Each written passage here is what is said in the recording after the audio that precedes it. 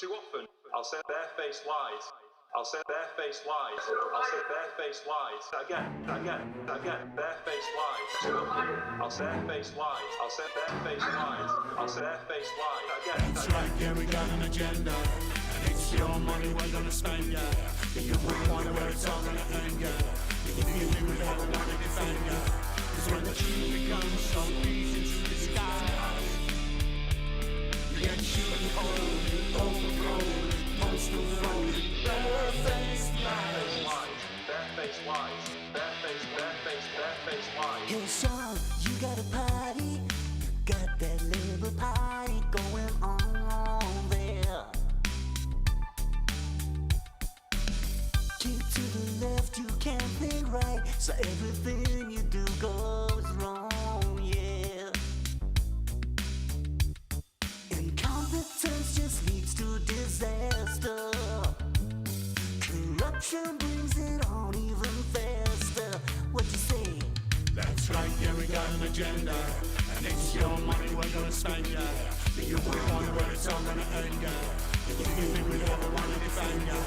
Cause when the truth becomes so easy to disguise, you get shit and cold, overgrown, postal phone, barefaced. That's right, yeah, we got an agenda. And it's your money we're gonna spend, yeah. You won't wonder where it's all gonna end, yeah. You think we never wanna defend, yeah. Cause when the truth becomes so easy to disguise, you get shit and cold, overgrown, postal phone, barefaced lies. Barefaced lies. Barefaced lies. Time waits, you always told us you'd build us all a new Jerusalem, yeah. You talk the talk, but when you walk, you only leave a crooked line there. And you don't see the trouble that's brewing if all you do is just what you're doing. That's right, yeah, we got an agenda. And it's your money we're gonna spend, yeah. You won't wonder where it's all gonna end, yeah. You think we never wanna defend, yeah. Cause when the truth becomes so easy to disguise, you get shit and cold, overgrown, postal phone, barefaced lies. Is this where you wanna be? Debt and childhood poverty. Oh, somebody set us free from this corrupt kleptocracy. Oh yeah. Barefaced lies. That's right, yeah, we got an agenda. And it's your money we're gonna spend, yeah. You won't wonder where it's all gonna end, yeah. You think we never wanna defend, yeah. Cause when the truth becomes so easy to disguise, you get shit and cold, overgrown, postal phone, barefaced. That's right, yeah, we got an agenda. And it's your money we're gonna spend, yeah. Very good. Good afternoon. They're just walking in and we'll talk and watch.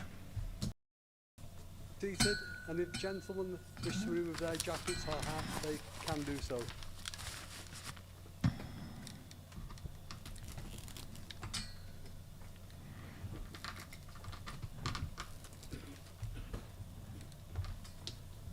That's Eddie Moores, his last meeting. May I welcome you all to this meeting of the council this afternoon, including those newly elected councillors. I'll split the cameras. The Reverend Stephen Smith to open the proceedings with the reflection. Okay, let him do his reflection. Sorry, you can listen to his reflection if you want, and I'll just bring you up to speed. Annual council meeting once a year, two main functions. One is to elect the mayor, and the second one is to elect the leader and the team that will run Oldham Council. What we have got in Oldham is a situation that I'm sure the Reverend will not make reference to, which is the attempted sectarian takeover of the town. And this attempted sectarian takeover is only possible with the complicity and partnership of white councillors from the Liberal Democrats, from the Conservatives and the Royton Independents of Maggie Hurley and Jade Hughes. If you saw the video I put out yesterday, and my apologies, I wasn't well. There was a slight error in it. Maggie Hurley is not moving to be deputy mayor. She is seconding or promoting the person who's going to be deputy mayor. But it's a minor issue. To all extents and purposes, they are in the same team, the team of the Pakistani sectarians that want to introduce parking on double yellow lines in the areas where they think the law doesn't apply to themselves. They want to legalize that, and more significantly, they want to introduce a Muslim-only cemetery. And we have been working hard behind the scenes, trying to knock some heads together to make sure that the Labour Party and Reform polar opposites actually put their differences to one side and do what's best for the town and block Kamran Ghafoor's, that's the slum landlord, HMO slum landlord Kamran Ghafoor's attempted takeover of the town. Because if you believe it will stop at a Muslim-only cemetery, then you are stupid. Not to serve the party. But in spite of that, in spite of those very fine words that he spoke come on this evening, or afternoon even, I've just fielded a phone call. Just fielded a phone call from a family member of mine.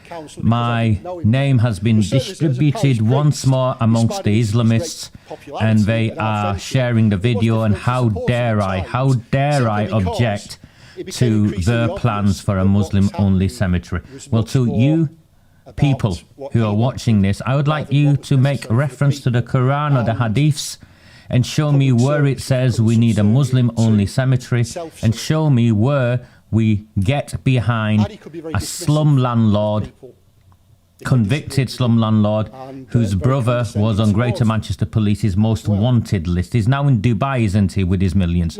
Since when did, if you are a Muslim, since when did you support this? You live in Oldham, you live in a town where you've been welcomed, and to try and do this, I think is disgusting, it is disgraceful, it is divisive, and every white councillor that has supported you, shame on you. Absolute shame on you. On a regular basis. And one of the things that he has always insisted on is that the role of mayor is an apolitical. He's still rambling on, isn't he? Role. The office of mayor isn't one that should be used to promote any particular agenda or any particular policy or political policy. The mayor's role is simply to represent the town, the borough and the people of Oldham in an impartial way. Eddie Moores, of course, did no such thing. And this is something I'd like to ask you, the honourable members of this council, to try to bear in mind as you come here today to choose the new mayor in a short while. Sorry, I turned the wrong volume down. You all have your own reasons for thinking as you do. But I hope as part of your thinking, part of your reasoning, you will have given due consideration to who is actually the best person to fulfil the role, to be that apolitical, impartial representative of the town, borough and people of Oldham. And I hope the person you choose, whoever that might be, will be able to live up to that ideal. Thank you. Thank you. At this point, I would like to express my sincere thanks and appreciation to the Reverend Smith and to the Reverend Walker for their thoughtful reflections at the start of each council meeting. The decisions we make in this chamber impact on the lives of our residents, and his words have offered guidance and support. Could I take this opportunity to remind everyone present that this meeting will be streamed live on a webcast from the council's website. It is important that meetings are conducted in a safe and fair manner. All persons present at meetings should be treated with courtesy and respect. This includes members of the public, elected members, employees and visitors. Behaviours, language or actions that impact on public safety get on with it. And or adjournment to the course of the business of the meeting are not acceptable. Members of the public are asked, therefore, to note the public meeting protocol which is also available on the council's website. I've put him on And mute. elected I'm members are hopeful reminded that to if I observe pressed the mute members' rather than code of turn the volume conduct, down, he's on which mute and you provides can't hear him whilst details I'm of talking to you. expected So principles of if behaviour. someone could please confirm that he can hear me and not him for this section. And now he's back Item off 1 mute. of the business, apologies for absence. Apologies for absence have been received from none? None received, thank you. All 60 are there. Item 2, election of the mayor. We have received 3 amendments to the report which we will deal with in order of receipt, which have been published in the supplement to this agenda. We'll vote on each amendment in turn, so that means you will vote on each nomination. The first amendment is from Reform UK. Could I invite Councillor Mark Wilkinson to propose and Councillor Sandra Ball to second that Councillor Andrew Brooks becomes the Mayor of Oldham? So he won't get enough votes. Let me be clear right now, he won't get enough votes. But this is a move. I propose Andrew Barry Brooks for the position of Mayor here at Oldham. Thank you. Councillor Ball, Ah, Thank you, bugger. Mr. Mayor. I second that. would any member wish to speak? Yes, please. I'd just like to say that... Could people stand when they're Yeah. speaking, please? It's Mincy Sorry, Boy. Mr. Mayor. He's stepping down. I think the key aspect of the role of mayor is been quite highlighted beautifully by the Reverend in terms of what it means and what it represents. And I think in the first instance, it shouldn't be viewed as a political tool. I don't believe it should be used as political football to hammer about. And there are some other candidates which What's he done to his nose? Councillor Holbin, who's in line. And I think what this town needs right now is not a question of more division. I think it's more a question of unite behind them beautiful change you wear. And no disrespect to the new member who's joined and welcomed into this chamber from Reform, despite what you might think of them as an organisation. I don't want to comment. But I just don't think it would be appropriate... Has he been in a fight? ...that someone who's not had any experience in this chamber or walked into this chamber... Has he walked into a door? ...put in that position. Because it's not only the position that reflects individual members, it reflects the borough as a whole. And I just wanted to go on further rather than to add to future comment. A lot's been said about how Brian I think so. achieved the deputy position. And I think it would be mindful to represent the effort and achievements that he's put in. And I think this churlishness about the mayor cannot continue. He's been cut off. He's been told to sit down. Well, that's fine, but I do think it's in the public interest just to, react. We've heard enough of you, Mincy Boy. Okay, well, we know you're not sincere. Exactly, Denise. Sit down, you pillock. Could I just make a comment, please? I've been made aware that some members are not sat in their allocated seats. Could you please check your voting card before we vote?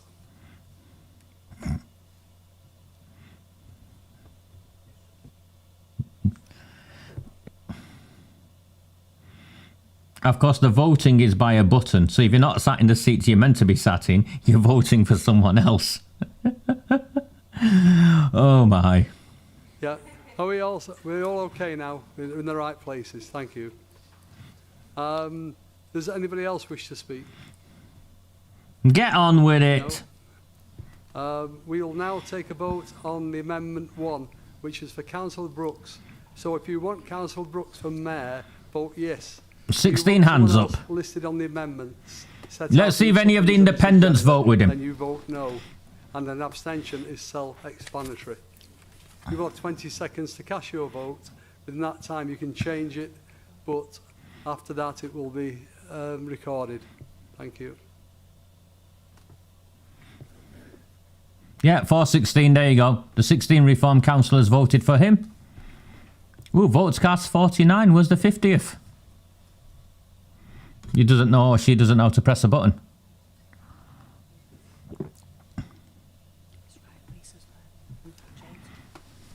Is that right? Yeah. Okay. The amendment is lost. It was 43-16, I think. That was right. What was on the screen, wasn't it? Yeah. Thank you.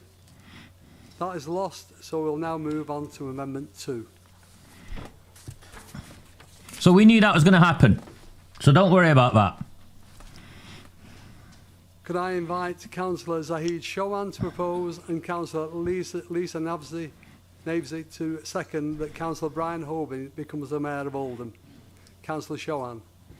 Thank you, Mr. Mayor. Can I just first of all take the opportunity to welcome new colleagues from all parties and colleagues who've been re-elected. So Dr. Chowan is essentially the de facto leader of the Labour group. To propose the appointment of Councillor Brian Holbin as the Mayor of Oldham. Traditionally, it's not Arud Shah.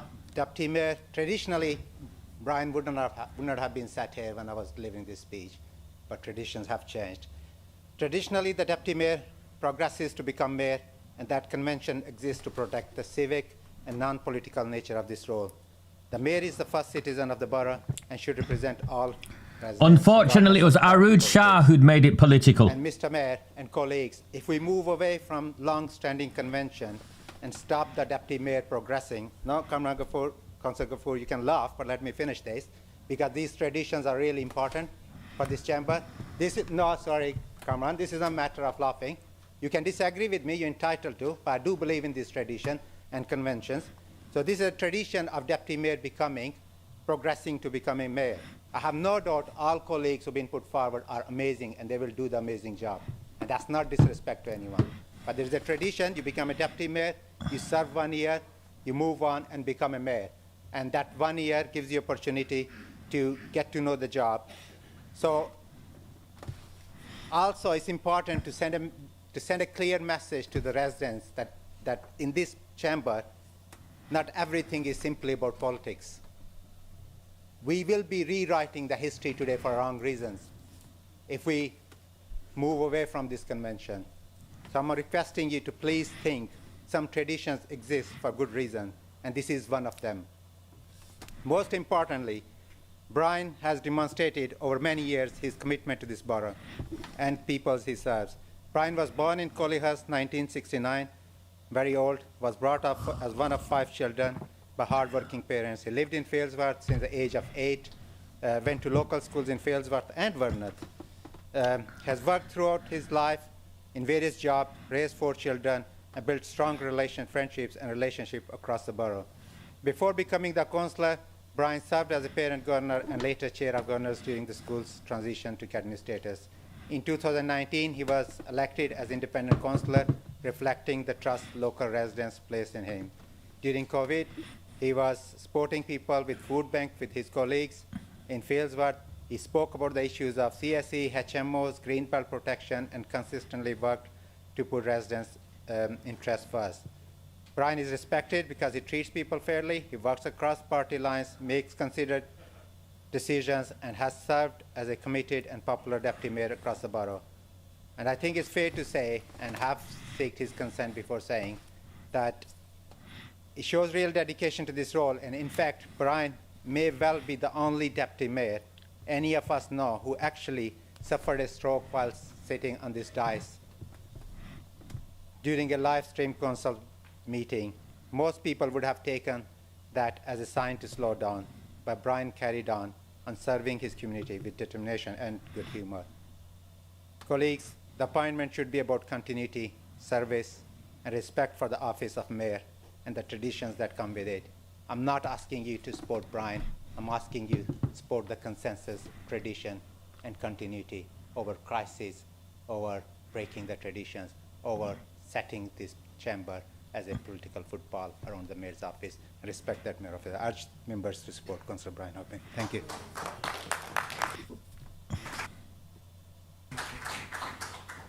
Thank you, Councillor Shohan. Councillor Navesey. Thank you, Mr Mayor. It gives me great pleasure to second this motion for Brian Orbin to become Mayor. Brian has thoroughly enjoyed serving as Deputy Mayor, showing dedication and commitment throughout his time in office. Even after being taken ill in this very council chamber, he never stopped serving our community. His determination, passion and experience make it this the right time for him to step forward as Mayor, and I know he'll serve with great pride and distinction. Thank you.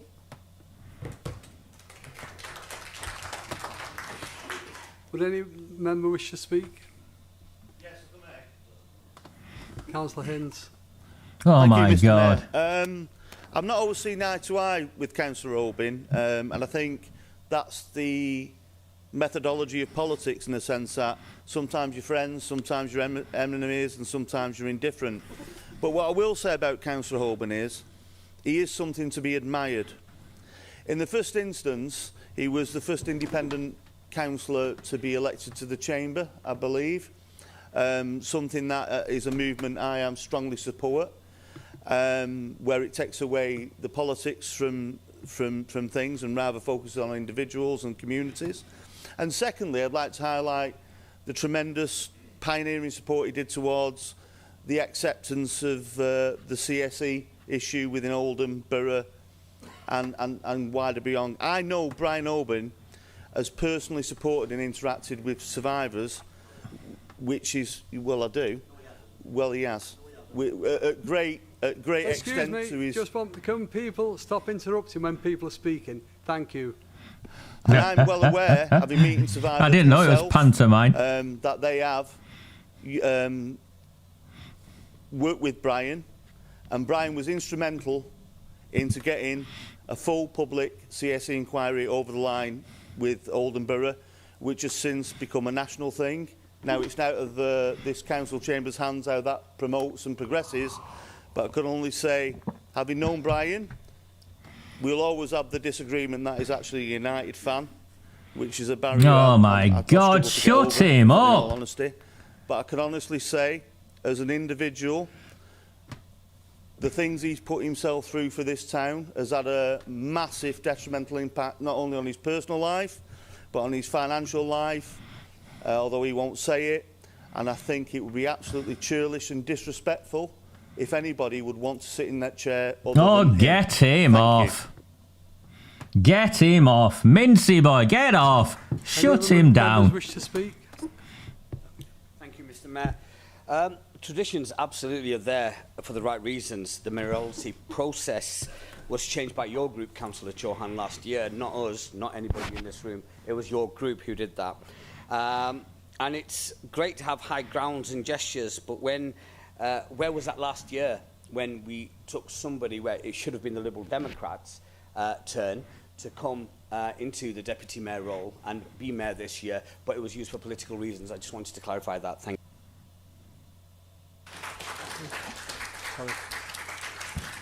It was Arud Shah. Wish to speak? I'd just like to say that history teaches us nothing if we learn nothing from history. Oh, this is my Paul Taylor. This is going to be great. A councillor is sent into a chamber on behalf of the people that elected them as an independent, and then ends up not being an independent and breaks the heart of the electorate, and also destroys the independent movement that existed within Oldham, then I could never ever support that.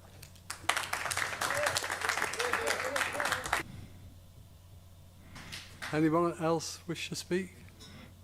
No, Councillor Chauhan, you're right to reply. Thank you, Mr. Mayor. It's a great pleasure to respond to my colleague, Councillor Ghafoor. I have got no problem if this chamber today decides Deputy Mayor, whatever happens behind the scenes, but there is a process, and it's important for the residents to be clear. You become a Deputy Mayor, it never happened that you become a Deputy Mayor for 12 months. Gary Tarbot looks good. He's got, you know, and then suits him. Then you become a Mayor. Hence, I think it's also important to clarify. So if we decide today, which we should decide, build a consensus, right person, Deputy Mayor, then 12 months and become a Mayor. There's no problem at all. What you cannot do, for convenience today, remove Deputy Mayor from becoming a Mayor. I hope it makes sense. Quite happy to have a debate after the meeting. I'm sure colleagues got plenty to do yet. Thank you. We'll now take a vote on Amendment 2, which is for Councillor Hoban. So if you want Councillor Hoban for Mayor, vote yes. And if you want someone else... This is where it will get interesting. ...supplement to this agenda, then vote no. And an abstention is self-explanatory. Again, you have 20 seconds to cast your vote, and after that time, the votes will be locked. This is going to be interesting. Whoopsie daisy. One more missing. They should have had 23. Have Navesy... Have Hurley backed out? Has Hurley backed out? We'll find out. Let's have a look at the next screen. Look out for Jade Hughes and Maggie Hurley and Dave Arnott. No, they're not on this one, are they? They're on the next one. Sorry, my apologies. They're on the next one. Yeah. Take it. There's two who haven't voted. We'll take that. Councillor Brownridge, what was your vote? Oh. So we're looking at the screen then. So that would be 422 against 37. The amendment is lost. So we'll now want to move on to Amendment 3.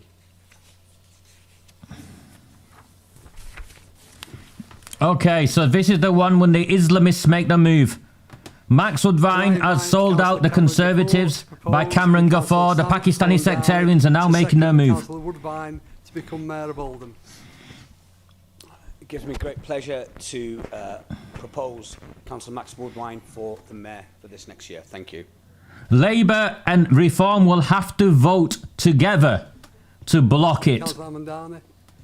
Labour and Reform will have to vote together. Welcome to new colleagues and returning colleagues. Happily second the nomination. Thank you. Sorry, I was looking round for you because people have moved. Yeah, sorry. Anybody like to speak on that? He has got... No, move to the vote. We'll now take the vote on Amendment 3. I've got to be clear on this, which is for Councillor Woodvine. So if you want Councillor Woodvine for Mayor, vote yes. If you want someone else listed on the amendment set out in the supplement... So this is a vote for the Pakistani Sectarians. It's not a vote for Max Woodvine. Okay. It's a vote for the Pakistani Sectarians and the Muslim Cemetery. This is the mayor that would help deliver it. This is who the vote is for. The Pakistani Sectarians and the Islamists. The Lib Dems and the Conservatives are in bed with them. My understanding is Maggie Hurley and Jade Hughes are also in bed with them. Let's see what it looks like. So it's 421 against 38. The amendment is lost. Oh, so see how they didn't show it? They didn't show it on purpose. The meeting now cannot proceed. The meeting now cannot proceed because they've been unable to elect a mayor. There will now be backroom discussions. Councillor Woodvine has been lost and all other amendments were lost. I call for an adjournment of proceedings. There you go. And would ask that all members retire to their group rooms and the Chief Executive will bring group leaders together for discussion. All right. Okay, who's here with me? Are you ready?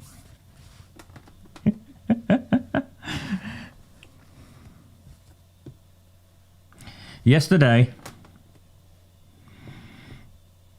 I wasn't well at all. I couldn't even hold water down. I get terrible migraines and I know I need to go to the doctors. I'm going to make an appointment today. I've had 4 friends of mine message me already. Have you made that appointment? Okay. No, I haven't yet. But I will do today, I promise.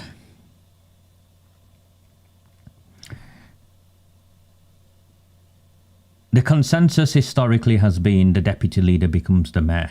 But the consensus historically has been the deputy leader is picked in rotation by the political parties. Arud Shah sold Brian Hoban the prospect of becoming mayor and broke tradition and took it away from the Lib Dems. That's a matter of fact. You can say what you want on that. Kamran Ghafoor and I agree, it's a matter of fact. Lewis Quigg and I agree, it's a matter of fact. What we now find ourselves in the town is in a position where Kamran Ghafoor for the last 2 weeks and his sectarians have been phoning around desperately trying to do a deal. And they've managed to get the Conservatives on board, 4 of them, and they've managed to get the Liberal Democrats on board, 6 of them. The Conservatives have got on board because they hate reform. Max Woodvine and his team hate reform. Dave Arnott, they can't stand reform. And they know reform will take their seats. Dave Arnott is dead man walking. He'll be gone next year when he stands. I think his wife got 300 votes. And she's a good councillor, by the way. Beth Sharp. I have no issue with Beth Sharp. She'll be gone as well in St James. That's Durka, Shulver, Gary Tarbuck smashed it there. He'll be an excellent councillor there, working on the ground, and whoever stands with him next will get in off the back of reform and off the back of Gary's work. So the Conservatives will lose that seat. Pam Byrne, I think, is up as well. She'll lose her seat.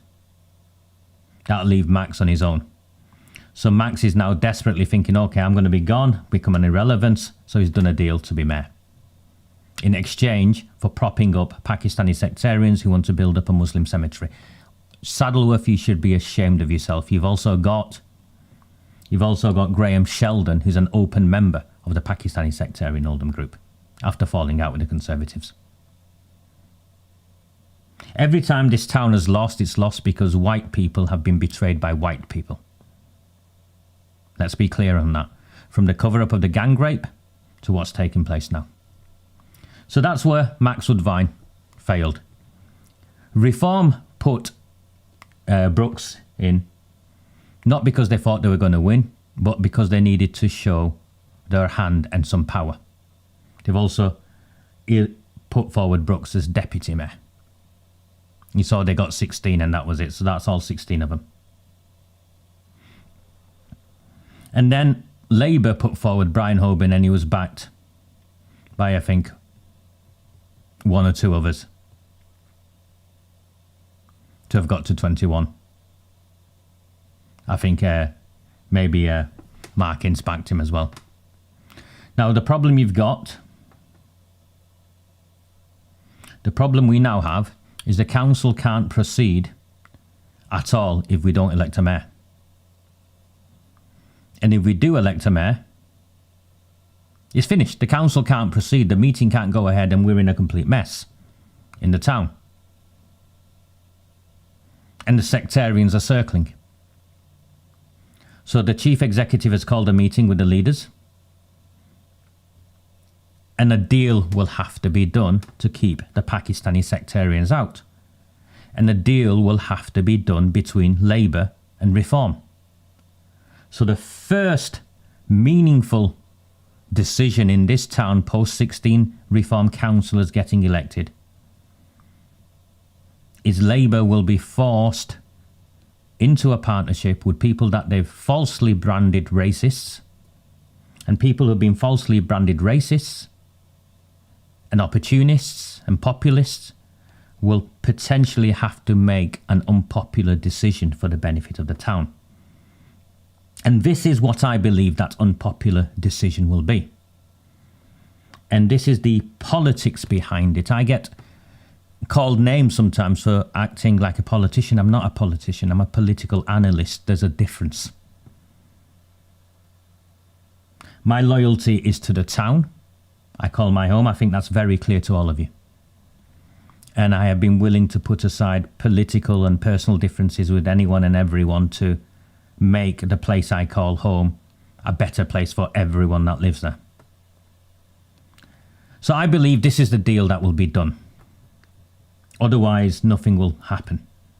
Your council tax will be wasted. Absolutely nothing will happen. And Oldham in many ways will become a laughingstock.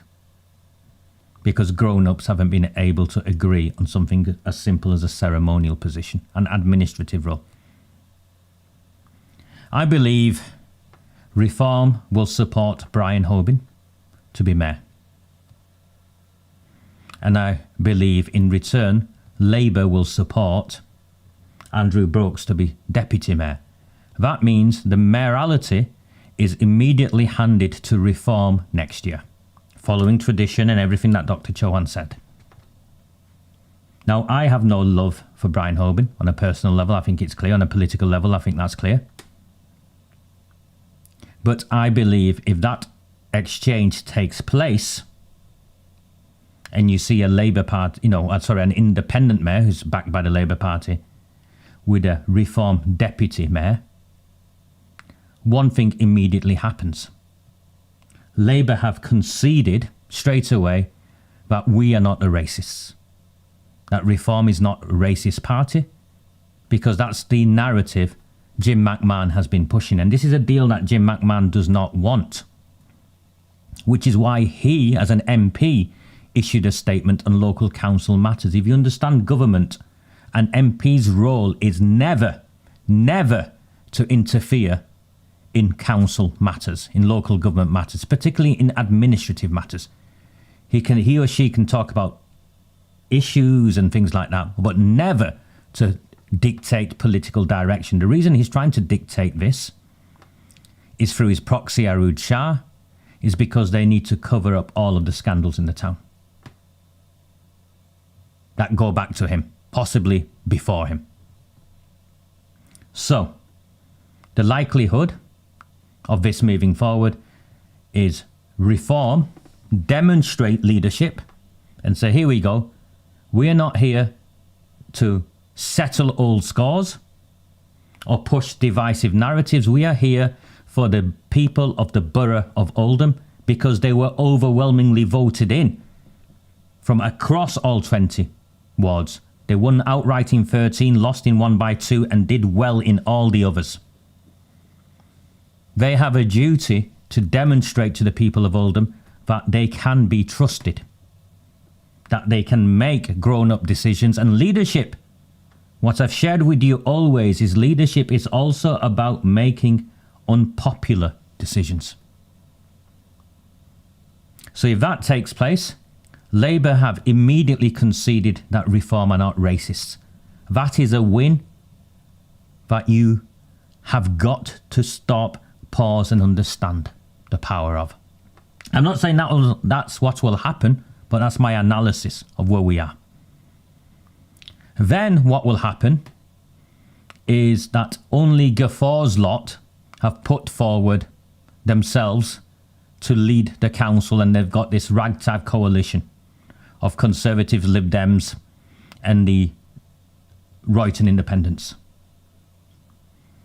If Ghafoor takes control of Oldham, his 2 flagship policies are parking wherever they want in the inner areas. And if you live in Oldham, you've seen it. And you live in other areas, you've seen similar in those communities. A complete disregard for parking, and more so, the failure of the authorities to enforce parking. Small issue, admittedly. But the bigger issue is the Muslim cemetery. Ghafoor has been campaigning on not just using sectarian candidates, so predominantly Pakistani, but he has also been securing votes by saying, we will deliver a Muslim cemetery. Don't we Muslims need our own space? And that Muslim cemetery will take land from the council, land from the taxpayer, to be exclusively used to bury the dead of one specific community, even though the majority of that community have never asked for a Muslim cemetery, because the majority of that community bury the dead alongside people from the other communities, such as my mother in Chadderton Cemetery. And we are happy with that arrangement. So to block them, the only way possible of blocking them is for Labour and Reform to work together to drive out the real extremists in this town. Now, you know I'm not a Labour Party fan. You know I'm not a Labour Party fan. I have campaigned against the Labour Party more than anyone in Oldham. Even my worst critics would admit that. But on this matter, I know that the Labour Party has to work with Reform, and Reform has to work with the Labour Party to stop the sectarian takeover of the town. And if you want to hold anyone responsible, hold responsible the Liberal Democrats, the Conservatives, all white politicians, and the 2 Royton independents who've sucked up to this. Maggie Hurley and Jade Hughes.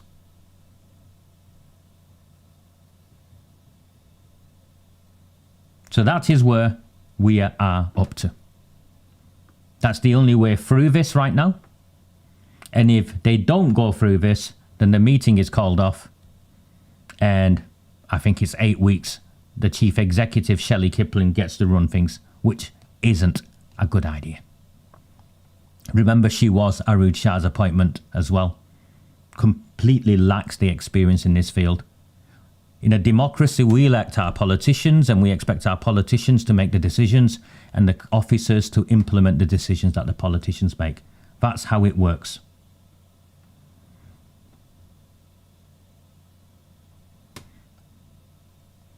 So, they've gone for a brew.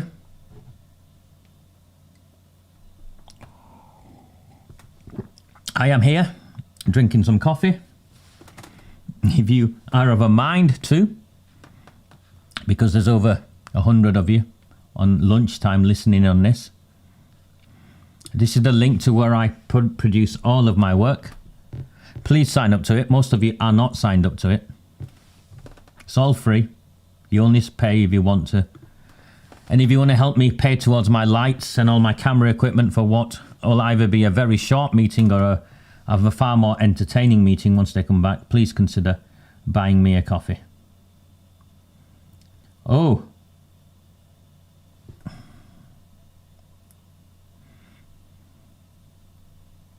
Seems it's Jade Hughes who's not voting.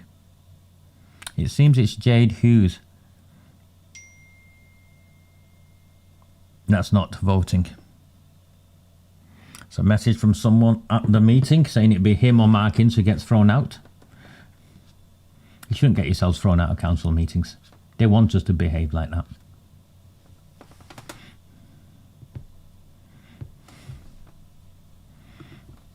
I don't even think it's Muslims, Lynn. I think it's a certain community. You know, with the Lambos and the taxis. And the chicken shop Mercedes.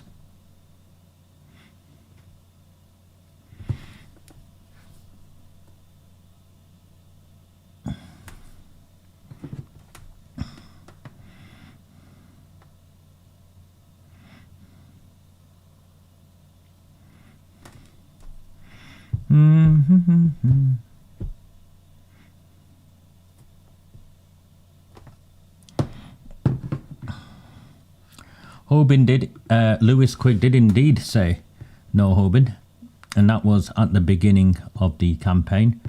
And the question I have for you, Denise, if it's a choice between Hoban as mayor and reforms win R1, they get Labour to admit, force Labour to work with them and demonstrate to the town that they're not the racists. 2, get their own mayor in next year who has full 12 months of learning the ropes, because you can't just walk into these roles. Dr. Chauhan's right there. You can't just walk in. And 3, block a sectarian takeover of the town, because you and I, Denise, both know it won't stop with just a Muslim cemetery. Which one will it be? Me? I'll take 100 Hobins before I surrender 1 more inch to the Islamists. And you know my position on this. I'll take 100 Hobins before I surrender 1 more inch to the sectarians and the Islamists. I got a phone call just before I came on live. And I don't know if you know this shop, but yeah, I'll tell you the name of the shop. The guy who owns this shop is apparently sharing my video and trying to, well, you know what he's trying to do. Cafe Bistro, it's called. If any of you know where Cafe Bistro is in Oldham, I think it might be the one on Victoria Street or something in Chadderton, Cafe Bistro. So the guy who owns and runs Cafe Bistro is sharing the video I put out yesterday. The video I put out yesterday was very clear. I object to the handing over of public land for a Muslim-only cemetery in a town that's already one of the most segregated in the country. I personally believe that people paying respects to their dead alongside each other builds positive relationships between communities, gets them to see each other as humans, and builds resilience in a town where racism is never too far away. I think it's in the interests of the town to create as many civic spaces as possible where that positive interaction takes place. And a cemetery is one such space, one of the most powerful such spaces, and we should not be segregating that. My position is based upon 30 years of work in this field in exactly the same way. I've not changed. If anything, I'm more certain than I ever have been of why these sacred spaces must be protected.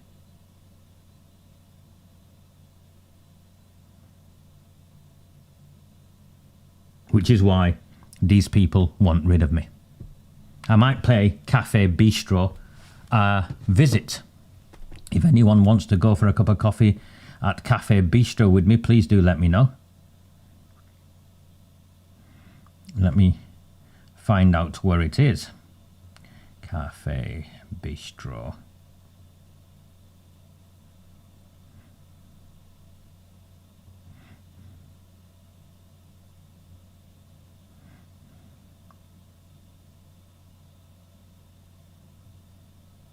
No, I can't find it.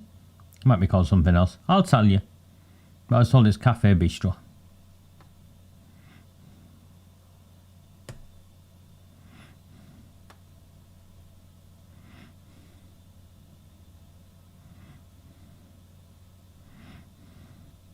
Let me send a message.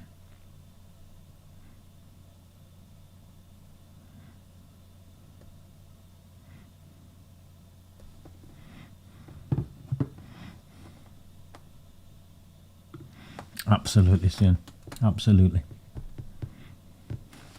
I made that up on the spot there, Sheila, sorry. Chicken shop, Mercedes. I do like the chicken shop cartels. You know, I like that phrase, chicken shop cartels.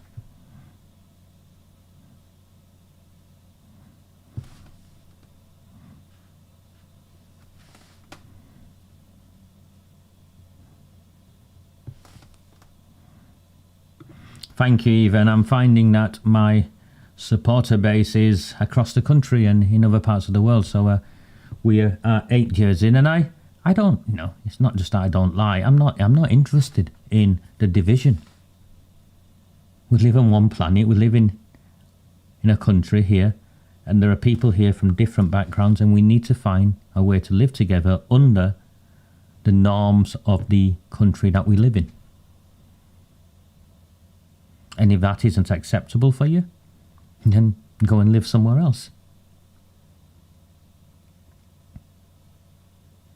I think this is one of the most accommodating, if not the most accommodating country in the world, which is why so many people want to come here.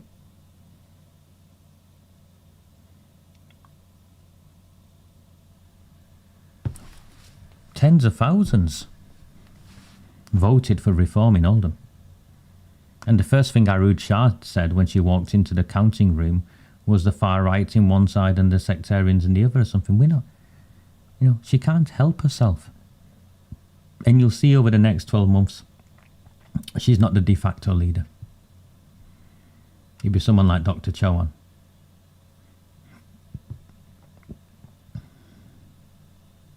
And I don't agree with Dr. Chauhan on many things. But what I do know is he's not linked to heroin dealers. I mean, it's the bar of credibility and acceptability in Oldham isn't a high one. Hoban himself is a convicted fraudster. It's not a high bar in Oldham.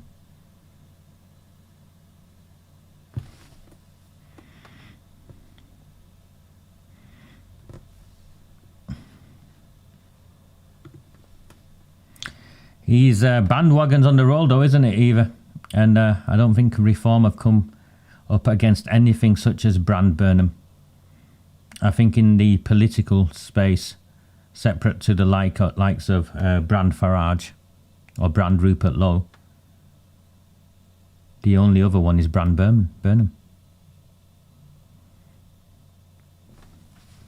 And he's got the machinery of the Daily Mirror and the left-wing press, who have been promoting him non-stop for a decade, if not more. He's definitely chubby though, isn't he? He's put some weight on with his when he was out running. That boy doesn't run much. You can't run regularly and look like that. He got done for speeding, didn't he? Twice the speed limit. All the time he was trying to get his cars in where people can't be driving, and promoting his buses. His buses are a massive scam, by the way, the £2 fares, because he's added money onto every council tax bill. So everyone is paying for these buses, an astronomical rate. But the mainstream media doesn't stop to look at that. There's a dodgy deal he's been involved in, where millions were handed over to this firm for skyscraper building, and the sole director shut all the companies down and now lives in Monaco or somewhere. The Telegraph reported on it for a little bit, but it's absolutely stinks. It's dodgy.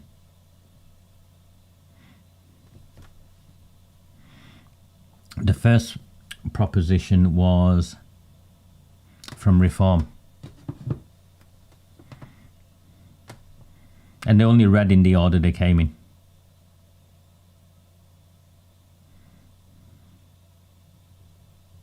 Brooks, Councillor Brooks.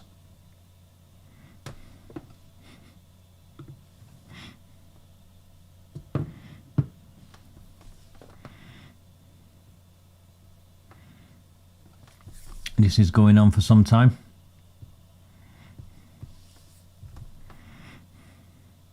You come to Oldham, someone needs to do an audit of Yorkshire Street and Union Street. These are the two main streets in the town, of who actually owns the buildings. In fact, it's something I'll do. Who actually owns the buildings? Because my understanding, and I've not done it properly, but my understanding is they're all owned by the councillors or the brothers or the sisters of the councillors and of the Asian councillors, of course.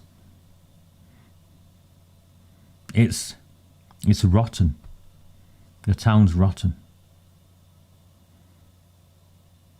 Which is why you had Kamran Ghafoor turn up to the count, park his Ferrari outside, I think in a loading bay, and then have it smashed up not long after Irish Imi left the building.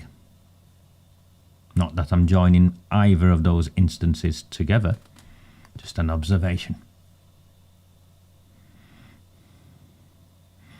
Let me make a phone call, see how long this is going to take, and whether I've got time to put my washing out to dry.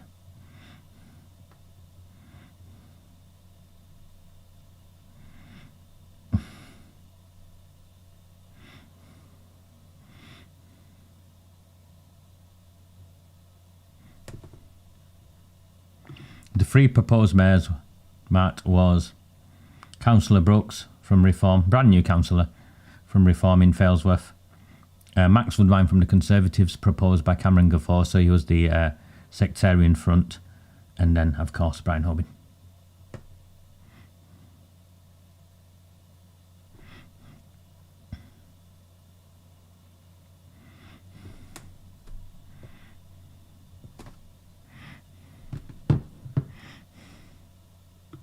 He wants to be leader, doesn't he?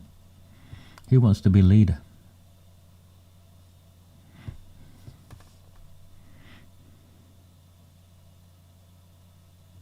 The Ferrari, I seen him drive past me once in it. He looked a pleb, but he had a roof down and everything, and it's a very nice car. It's a very nice car. Not something I can afford, I'm afraid.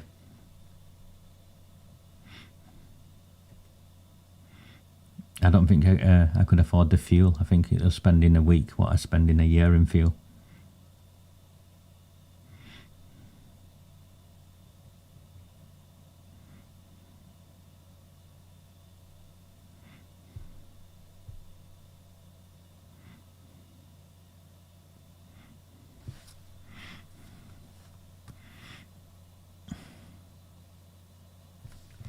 That's not what they're asking for, is it? I mean, I get that, you know, being a Muslim myself, I get the importance of burying people quickly. It's a religious tradition. It's what we've done. I think historically the story, you know, is because it's the religion originated in a hot place, and that's why.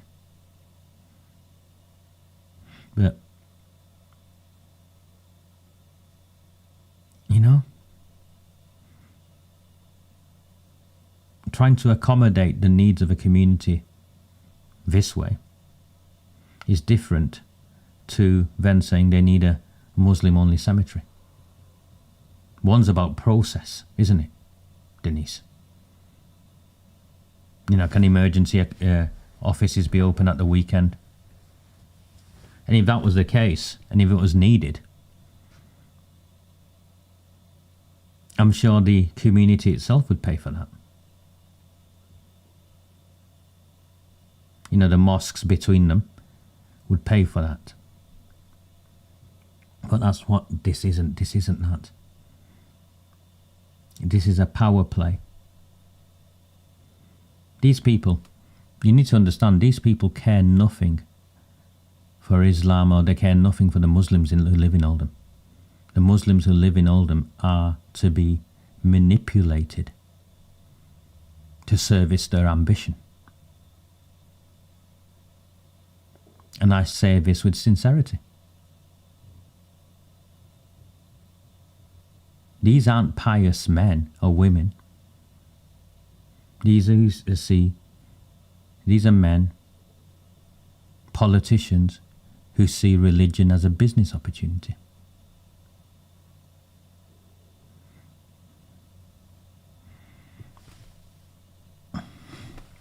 As I get told by all of my friends, I do not drink enough water. I think Louise is sending me loads of these little Vimto bottles for my birthday.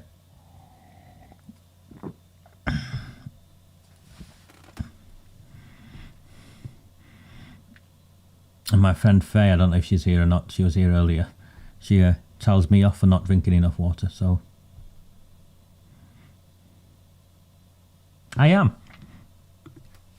a genuine... Well, I'm a product of multiculturalism, aren't I, Sian? I'm a product.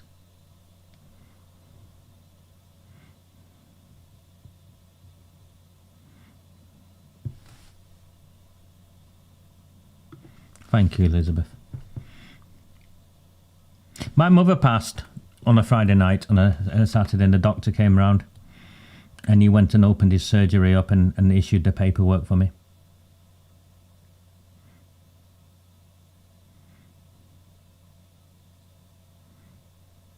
I mean, I think the burial was on the Monday. And more so than that, I was speaking to a friend of mine earlier who phoned me up. I think concerned for my welfare, because I'd spoken out on this issue again. Because it's one of those issues that the Islamists whip up, and the likelihood is someone will come and smack me over the head.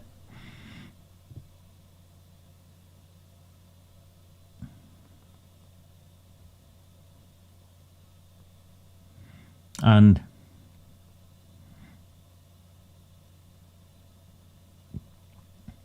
he made reference to how both his mum and dad died, and they were both buried in the cemetery in Chadderton Cemetery.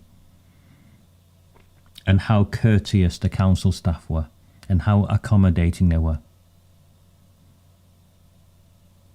And how it made him feel, and his family feel, proud to belong to a town where people came together in moments such as the death of his mum and dad. And to have that taken away from people. To have that taken away from people. And then handed over that service to what will effectively be a business that will charge more money to provide the same service, because that's what happens elsewhere.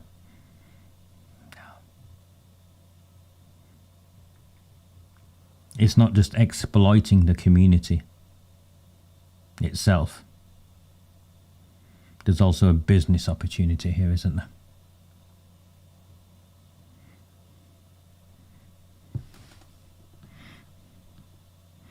I live in a small flat. I don't have anywhere to put my washing out but in the living room. In fact, didn't I go to your house and you were lining up to put the washing out in the communal corridors because they were warm? And use the communal heating to dry your clothes. Good afternoon, Tony. How are you? Are you back in the country? I know you were away.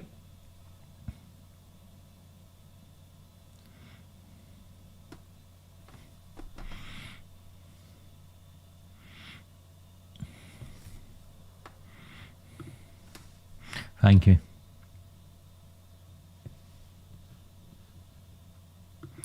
Dean. I have multiple identities, and I found the most resilient people in the world are those with multiple identities rather than just one. I am proud to be an Oldhamer. I'm proud to be British. I'm a proud Liverpool fan. I'm a proud Muslim. Those of you who joined me on, was it Monday night, will know that I was running late because I'd been helping out a Jewish charity in not far away from where the terrorist attacks were. The divisive stuff, it's not for me, lad.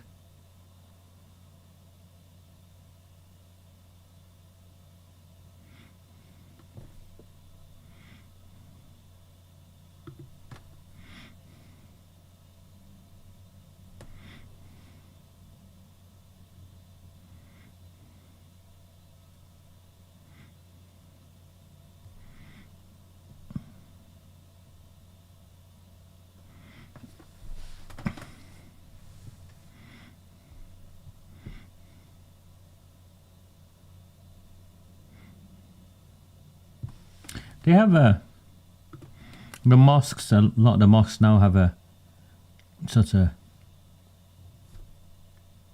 a section put away where they keep, a mortuary sort of section where they keep the dead with refrigeration units and stuff.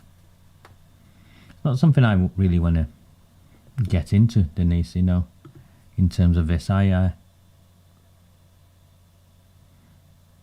think when you lose someone, it's a very difficult time at the, understandably, probably the worst time. And people react, and there's the pressure of the traditions and the religion and stuff, and I don't know.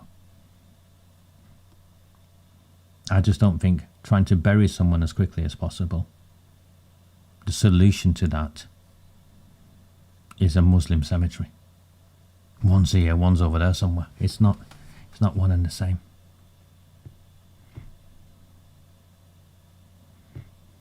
It is my birthday tomorrow. I am 53 years old. I'm 4 years younger than Brian Orbin. Wow.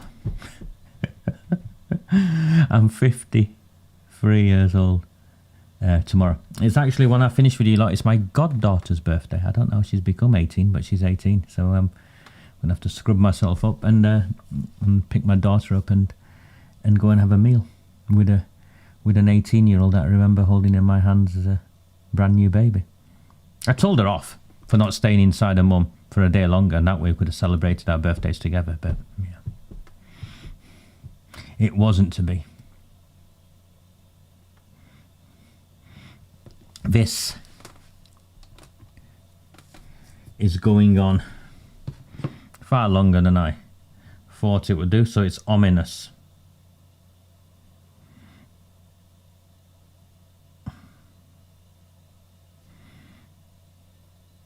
They either strike a deal or they don't. And then the council meeting closes. If you can't elect a mayor, you can't administer the meeting because the mayor's the chair. You can't administer those meetings. And the town looks stupid.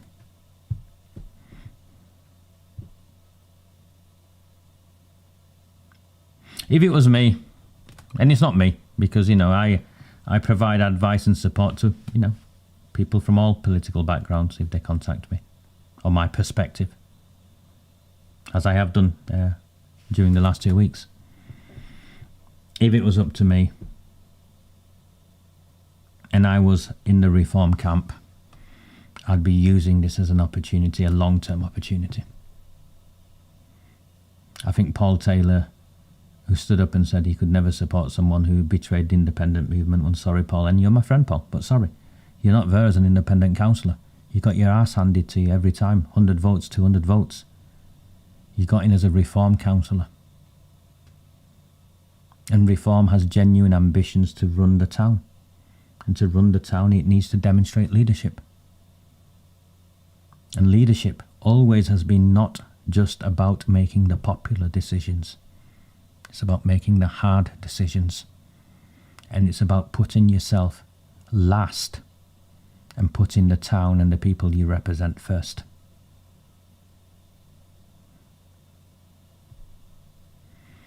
So,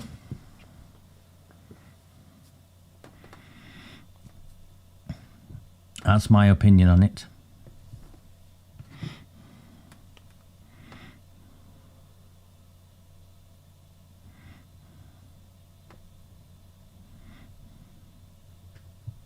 Jim McMahon published a post, didn't he, where he was attacking Lewis Quigg and made reference to his master in Mosley, as in reference to me. If McMahon knew me, he would know that his form of dictatorial leadership style is not one I employ. I build people up, I support people, and I encourage people to make decisions for themselves, and if they make mistakes, my job isn't to shout at them or scream at them, it's to support them to mitigate the fallout from that mistakes and support them to make better decisions next time.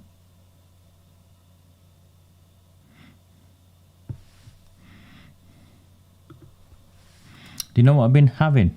And you laugh. A combination of the coffee you've sent, was it the Costa ones, the red ones? Not Costa, you know what I mean, Lavezzi, red ones. And these cheap sachets from Starbucks, the local co-op have got them on offer. So I can buy them for £1.60 for 5 of them. So that works out something like 30p each. But no, I need to start drinking more water. You're right. How dare you miss the start, Mr. Gidman?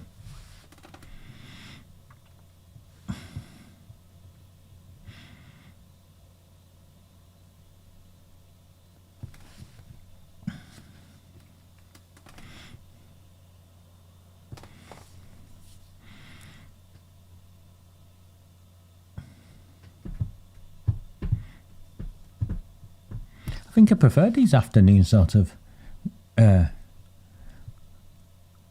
live streams, if I'm honest with you. I'm just sat here thinking, yeah, I think I prefer them to the evening ones. I'm tired in the evening and then I've got to get myself up and I spend the day thinking about the transmissions and the evening doing them, then I'm knackered at night. I think I like these afternoon ones.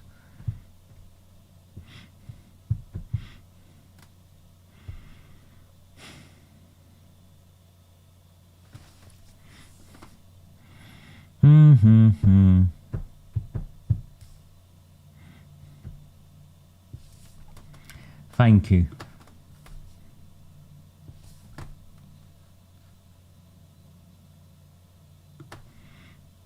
Thank you.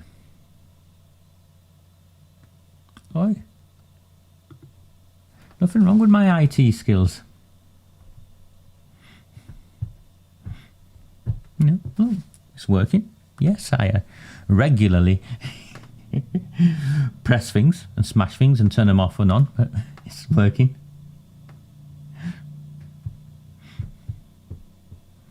Mark Ince didn't look well, did he? What do you think went on there? He looked like he had a black eye, or 2 black eyes and a busted nose. I'm not saying it to smear him anyway. It's just he genuinely looked like he'd been in a fight. That's a councillor.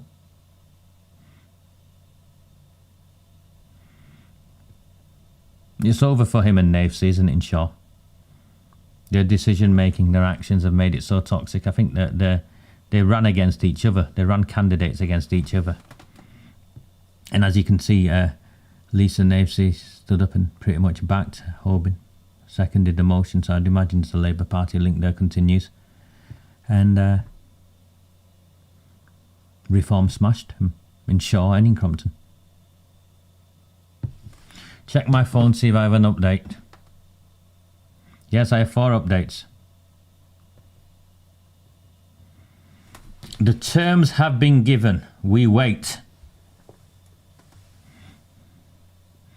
So that's where we are. The terms have been given. That's from my source in the council meeting.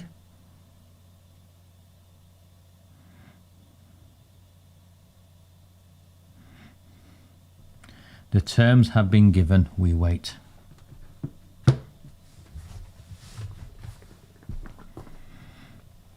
So it is now in Labour's hands.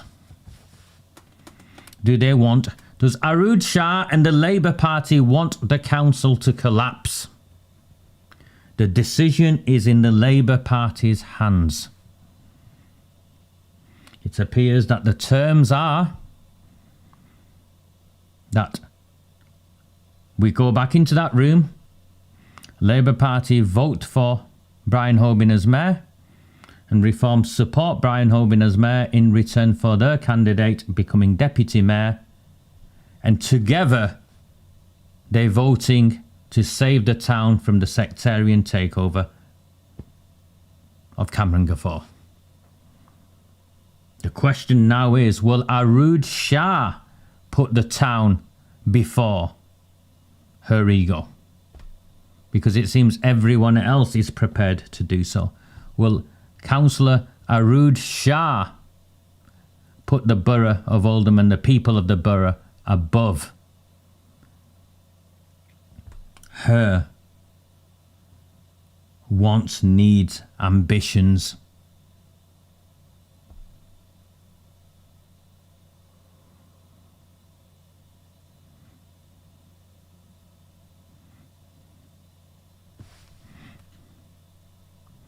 I think it's disgusting what's gone on at Hartshead Meets, George. I think it should be investigated, it should be fined, it should be shut down. People should go to prison. I think the local people are right to be outraged by it.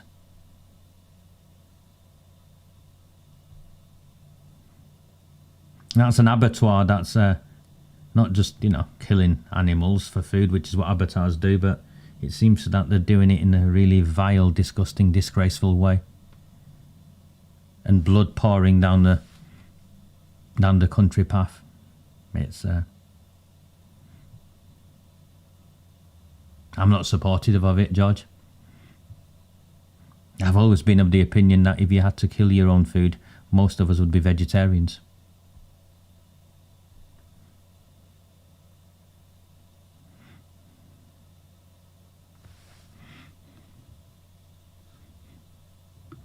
Some door, mate. How many times do you think the door was opened and shut on him?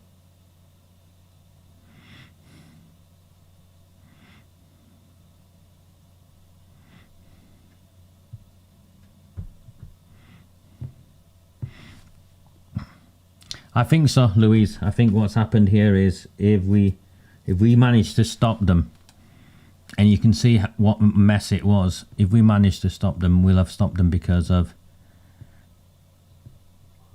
some of the things I've said and done. And Ghafoor and his goons will know.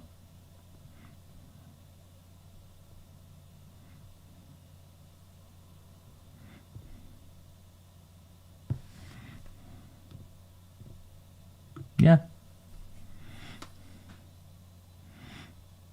Are you at the meeting, Denise?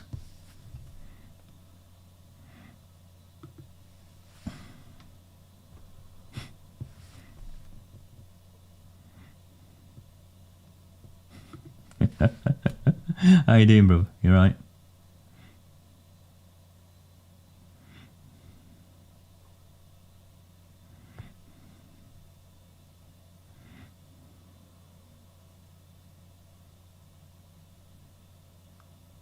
I think we've outmaneuvered her, Dorothy. I think, I think if we get this over the line, we've outmaneuvered her, because Labour voting with us demonstrates that we're not the racists that they portrayed us to be. And if she doesn't support us with the proposals of us supporting a mayor, for the betterment of the borough, and the council goes into complete chaos, it shows Labour to be the ones responsible. But let's be honest here. We've done well, haven't we, in the last 7 or 8 years outmanoeuvring them. Which is why McMahon, former government minister about to be knighted, is ranting about me on X.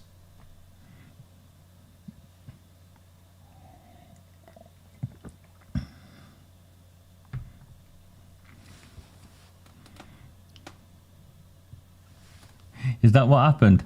They had a parish meeting last night, it kicked off.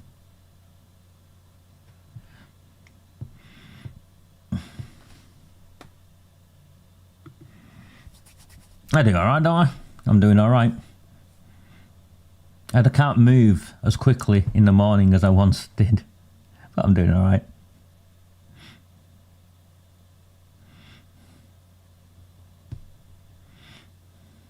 Yeah, so spiteful.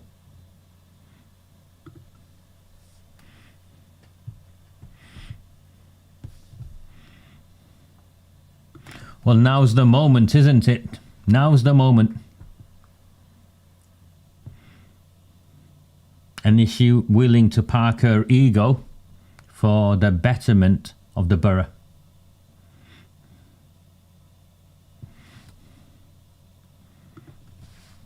Good afternoon, Milton Keynes. Hi.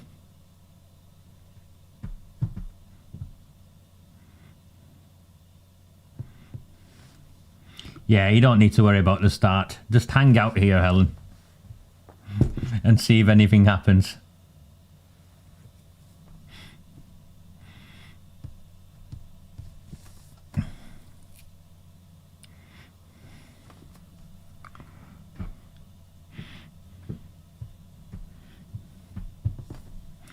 Any more updates?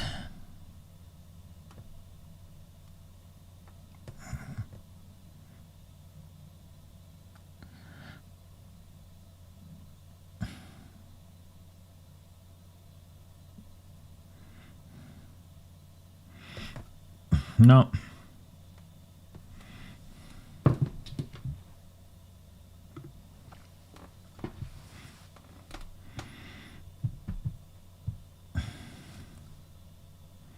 Thank you, Roy, for my birthday super chat. Old chap is how I'm feeling, having. No messages.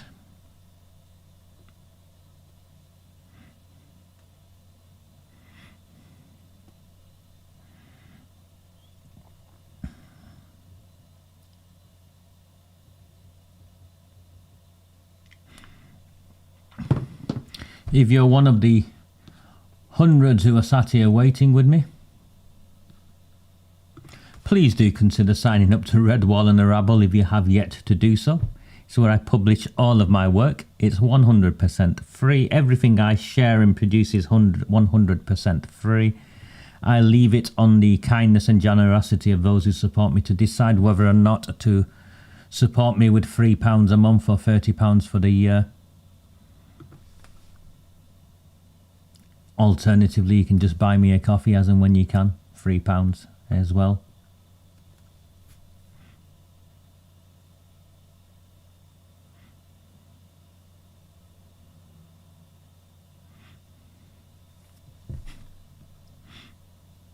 Thank you, Tommy.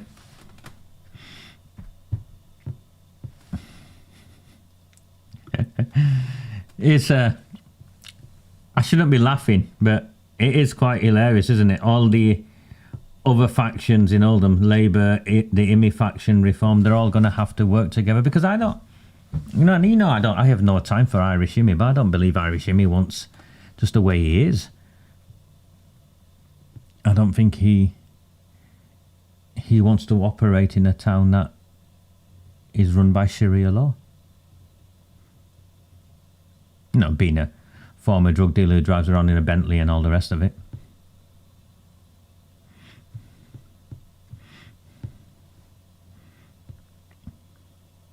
also sent text messages to some of my friends. I have female friends I know. I said, "Oh, Irish Shimmy, slid a DM in my inbox. Boy must have game. Well, you know, spent a lot of time in prison, so I suppose he's got a lot of catching up to do."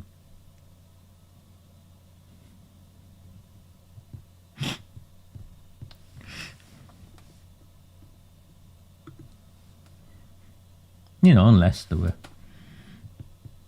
other ways in which he satisfied his needs in prison. I don't know. I'm not judging. Each to their own and all that. Needs must.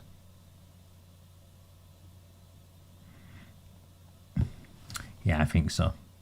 I think he only stood to make sure that Kamran Ghafoor's guy didn't get in, because his voter base included people who would ordinarily have voted for Kamran Ghafoor. He got 800 votes. Ghafoor's guy lost by 200. I think it's obvious what happened.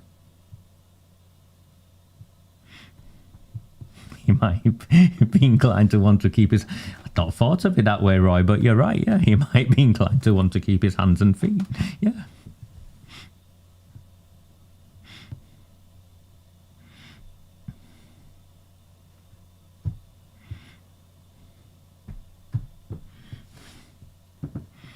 This is now taking a bit too long, I think.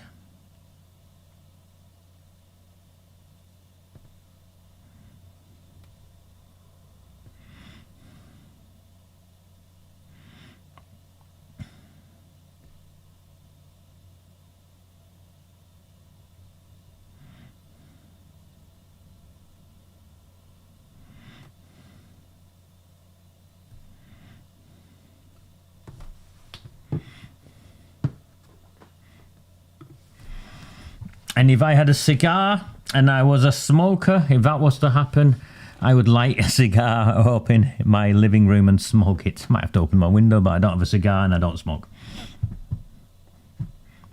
But I do have chocolate biscuits.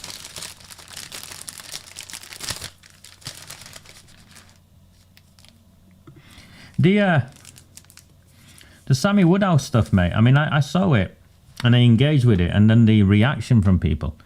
And I thought it was disgraceful. You know, she stood up in a Unite the Kingdom rally, raised a personal matter to try and incite hatred against me. It was then picked up by a bunch of racists who then used it to incite hatred against me. I'd never written to her. Of course, I'd written to Rupert Lowe, but the letter to Rupert Lowe said private and confidential, so I could, under no circumstances, share with you a letter or details of a letter that I'd sent to Rupert Lowe. But by sending a letter to Rupert Lowe, automatically using the law as it is, I could not be suing her. The letter clearly shows I'm not suing her, and then she releases that letter unlawfully. That results in another racist pile-on, and I think it's very, very clear to me what is taking place. There's a concerted effort to remove me from the grooming gang campaigning space by the likes of Sammy Woodhouse, by the likes of senior people in Restore, if I'm honest with you, and the rape gang inquiry, because they want to party politicise it. And they want to use it to reach a series of predetermined outcomes and conclusions and use it that way.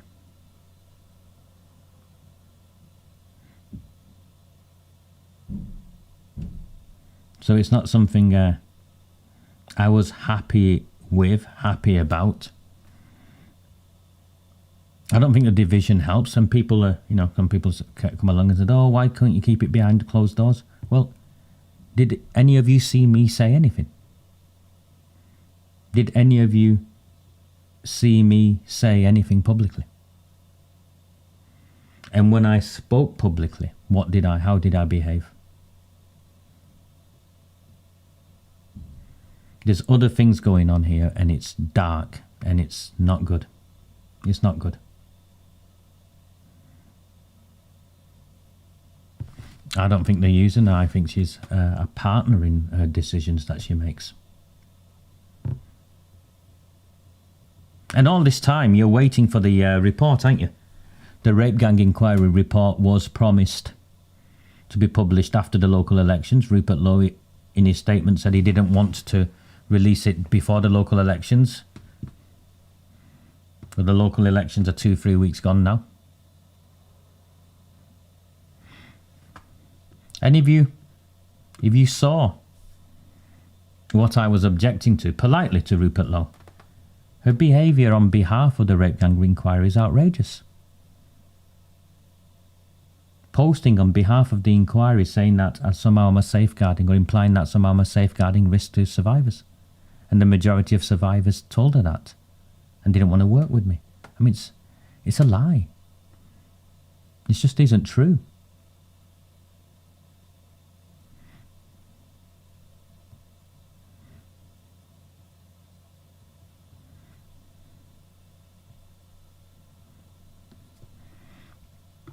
And that's the problem, mate. I just don't have that reach, do I? And most won't, and most would have just heard her words and gone away with my name as someone who's involved with the rape gangs.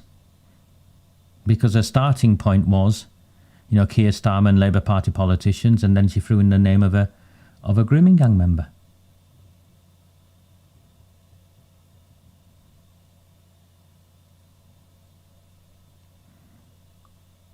If I'm honest with you, it's left me very disheartened. Not just what she said, but the racist pile-on and whatnot. It's left me very disheartened.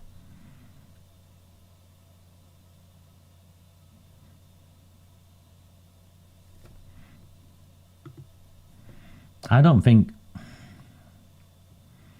from the time I spent with them, and the advice and support I tried to give to them as and when they listened, I'll be honest with you, they had very little understanding of how to put all of this together.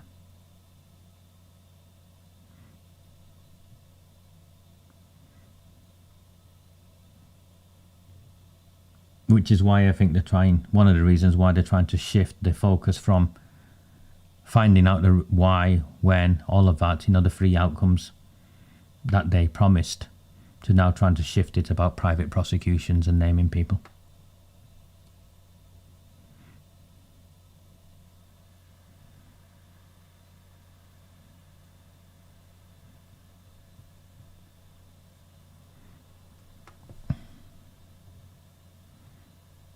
And you've seen me. I don't criticise political parties. You've seen me here this afternoon.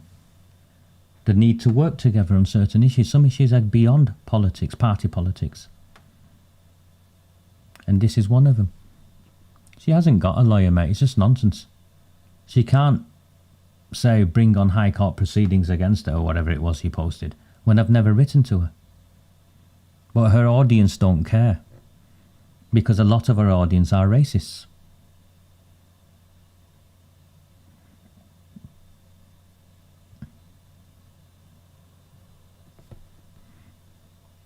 Yeah.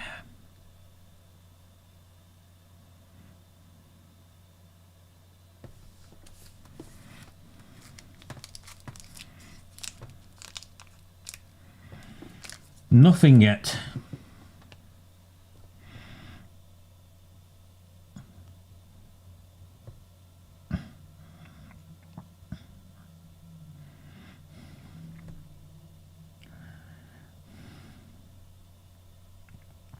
Message. We're still waiting.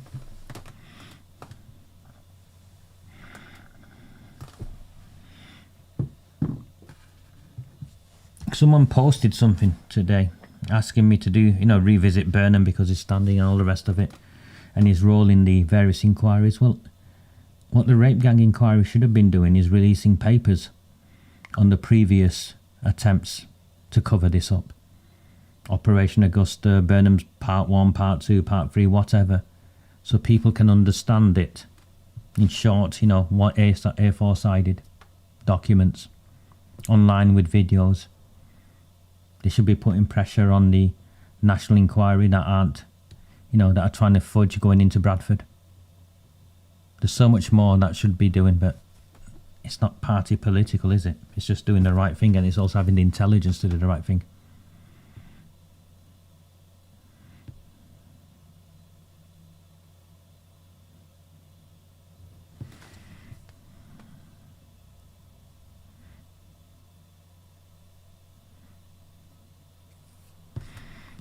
Thank you for my birthday wishes.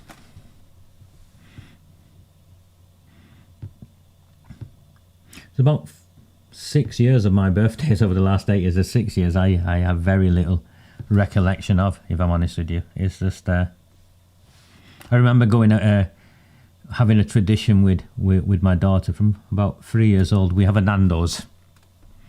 So we go together for a Nando's. So we'll go together for a Nando's tomorrow. I think she's getting to an age. She's 11. She's getting to an age where I think she'll grow out of the Nando's and then grow out of wanting to go out with me on her birthday. But this year she's quite happy with the Nando's. I was wondering where you were. How are you doing? You've got a leaflet. You've sent me a leaflet. I need to look at it. I promise I will look at it this week. Sorry, I've just yesterday was just a complete disaster for me with my migraine, but I will look at that leaflet. I'm looking forward to coming to Wales in June and spending a day with you guys, speaking to us, whoever you want me to speak to.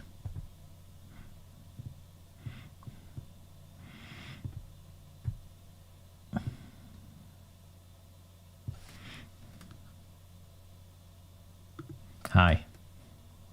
We are currently waiting for the council meeting to reconvene. It has yet to reconvene. The reason it's been adjourned is they couldn't agree on a mayor. If they can't agree on a mayor, then the council meeting cannot go ahead and the council is in crisis and will be shut down. Essentially, the chief executive will have to run it for, I think, 8 weeks, and then the government will have to come in and take over. It will be humiliating for all concerned if they cannot agree on a mayor. I know a very reasonable offer has been put forward by Reform UK to the Labour Party, so it is now in the hands of the Labour Party to determine if they want complete chaos to reign over Oldham. Remember, this is a town that they have governed almost unopposed since the borough was created in, 1973, 1974. Short time in the 70s it went to the Conservatives, and a very short time in the 2000s it went to the Lib Dems.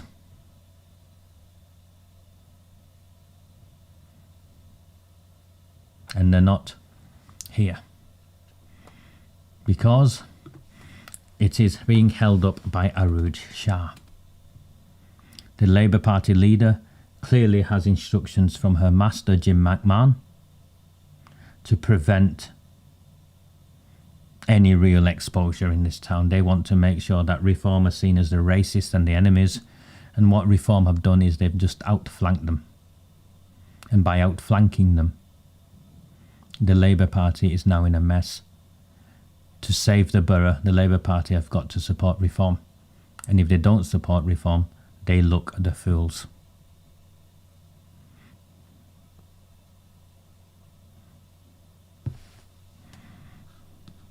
That wouldn't surprise me. I find her to be a vindictive woman. She was sat at the council meeting crying in the corner.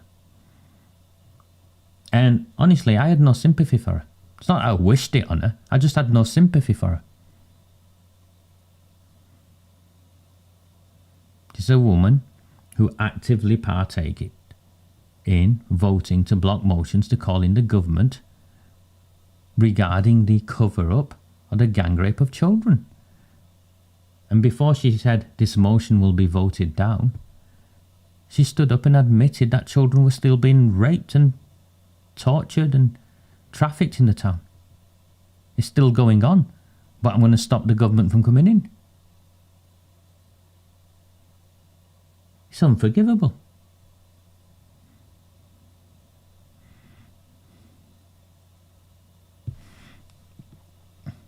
Oh, yes.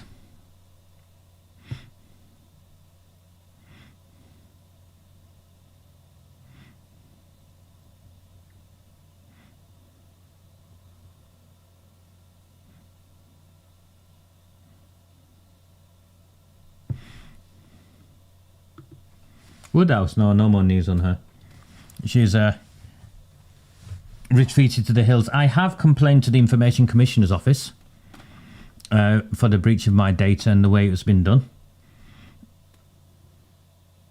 And then when I filled in the form, it said something like, it is unlikely they'll proceed if it's just one complaint. So let's see what they come back with, and I might come back to you guys and say, listen, this was wrong, and I need 10 of you or 20 of you to fill in a form. It only takes 5 minutes, and I can do a template. But let's see what they come back with.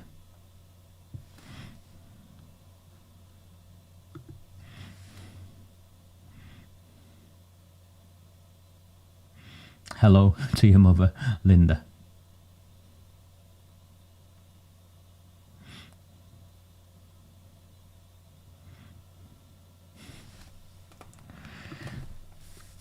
I am lucky to still have hair. I look quite young 8 years ago. I went for, I think I shared with some of you about 6 months ago, I'd found blood in my urine and stuff, so it was about October time, but I finally went for the test that the NHS finally squeezed me into. It's extremely painful what they did to me, but it came back. I've not got cancer. I've got 2 cysts, 1 in each kidney, but they're benign, so that was some good news I had last week.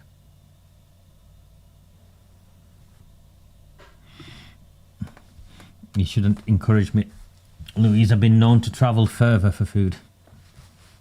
Well, I've got my, I've already got food plans with my goddaughter, and 18th I'll get fed this evening.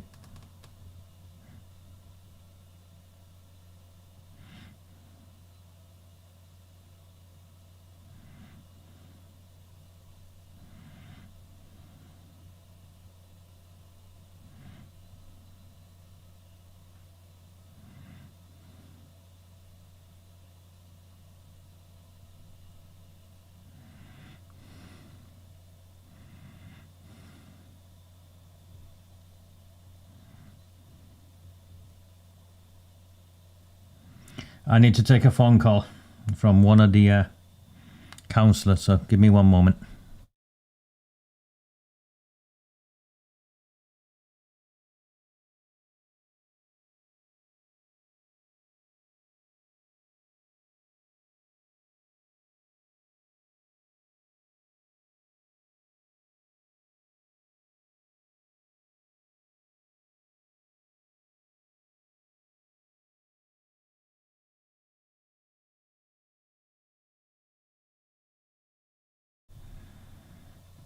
Sorry, I've got to take a call, and I'm just waiting on them to call me back. It's from the council meeting.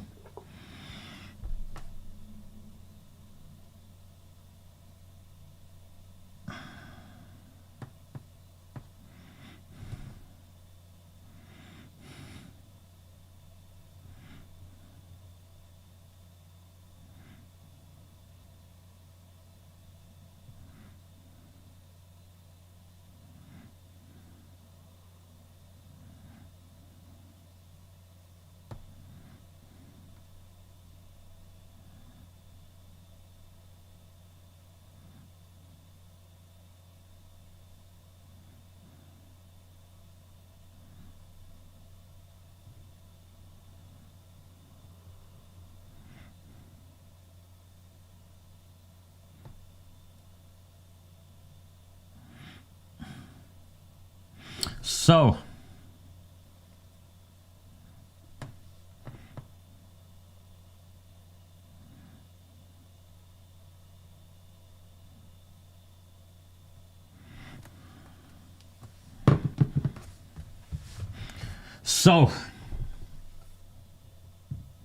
Arud Shah is currently in Reform's room, in the group room, so the parties have a group room. Arud Shah is currently in Reform's group room pleading with them.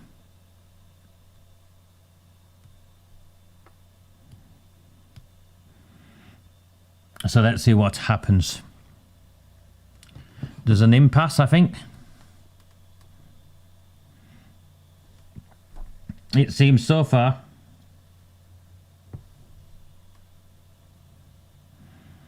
The issue is that they want the Labour Party to put forward an alternative mayor rather than Brian Hoban, and then they will support that. And Labour want to push forward Brian Hoban, and that's the impasse.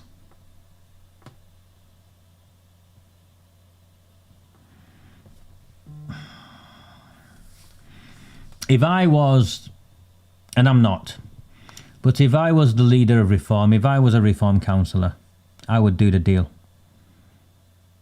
Because the town wins, the borough wins, and the party wins.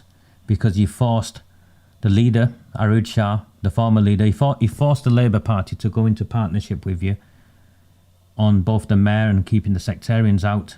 And that means the claim that you're racist and far right is forever quashed, just like that. Well, it's not me. You've got 16 councillors there, 13 of them are new.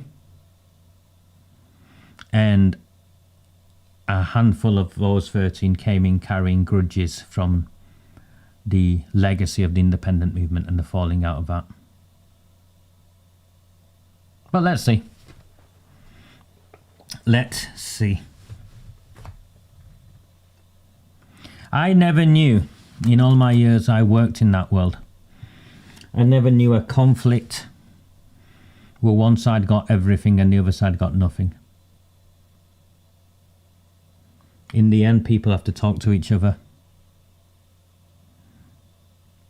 And they've got to park their own egos and their own personal vendettas for the greater good.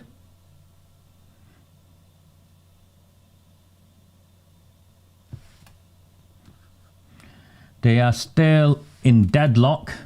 Ali, they're still in deadlock over who will be mayor. If there is no mayor,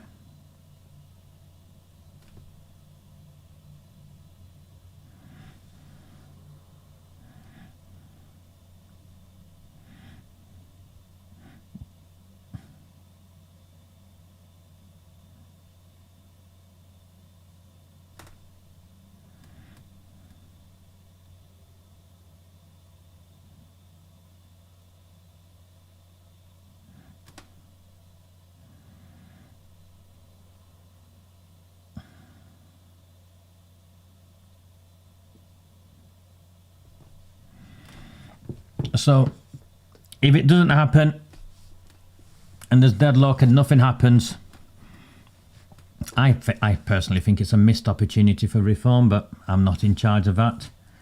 I'm just here eating biscuits. Ooh, a super chat. Thank you.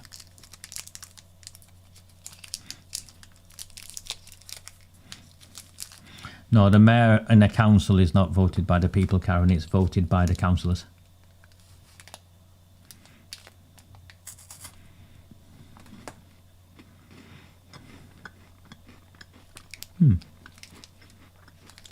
Blue ribbon.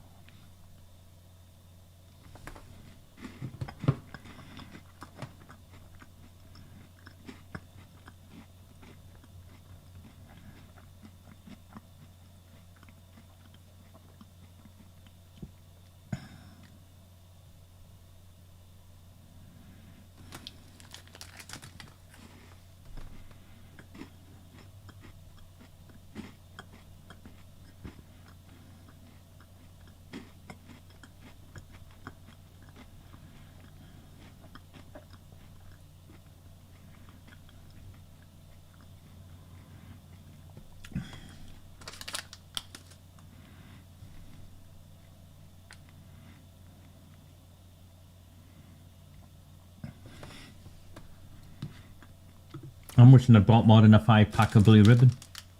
6-pack, sorry. Blue ribbon. Biscuits.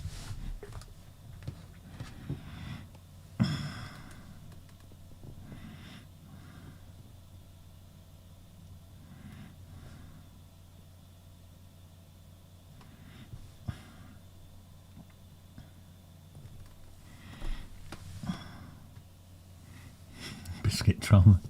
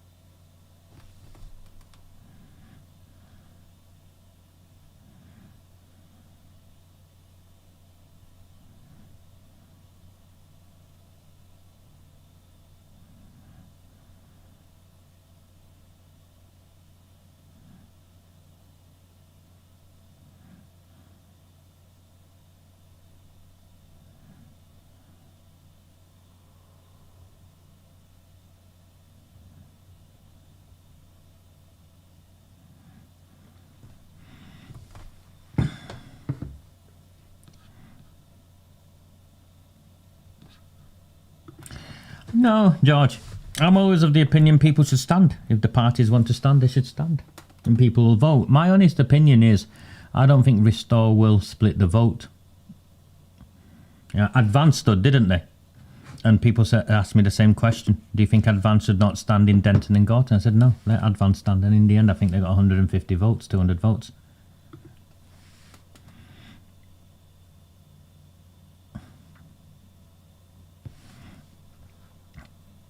I did see Katie Lamb yesterday speaking about Arucha. I like Katie Lamb, Paula.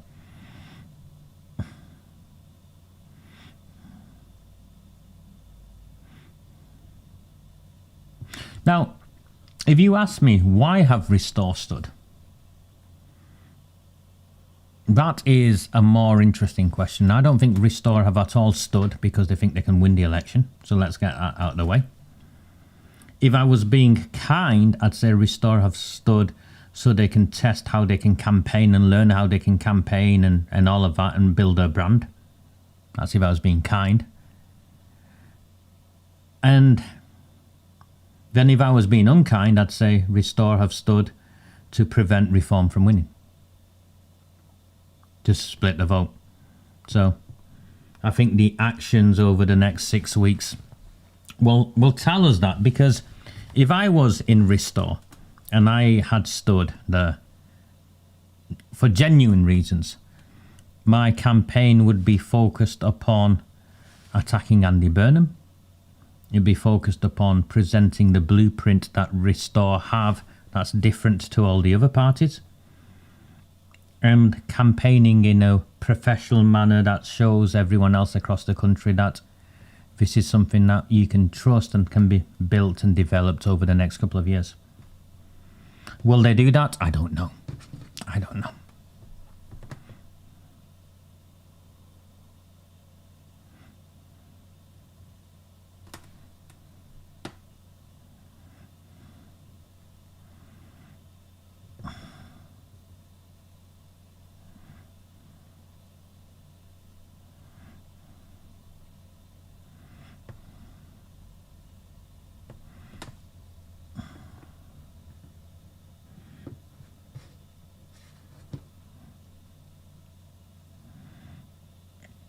Apparently it's not looking like a deal. So that means the council will go into a crisis because the grown-ups in the room between the Labour Party and Reform couldn't agree with each other.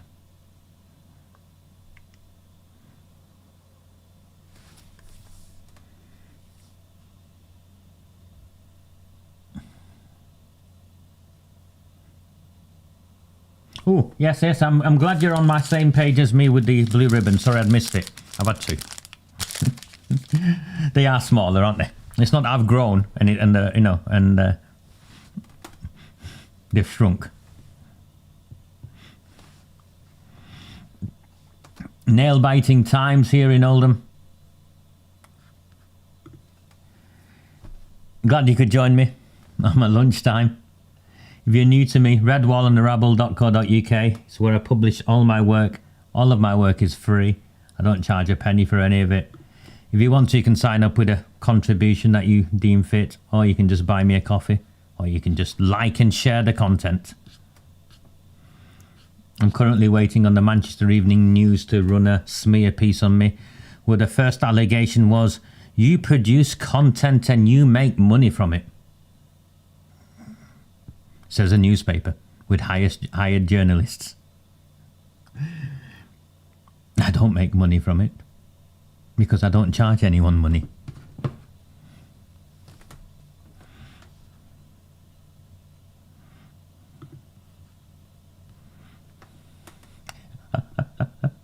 Everything shrinks these days, even the Labour Party.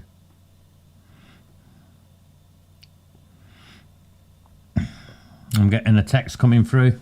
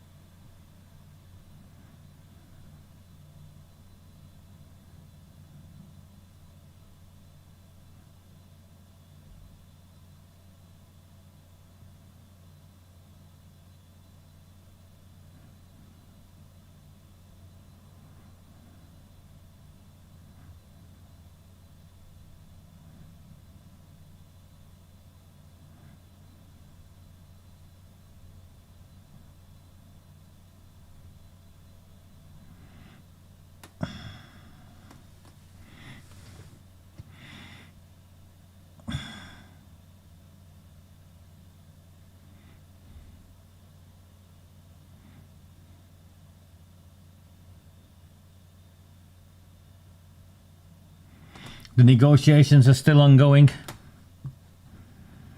The latest offer was if Labour continue with Hoban, to get Hoban over the line.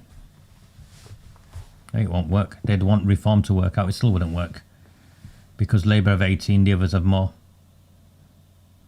They've got 22, 23. The sectarians.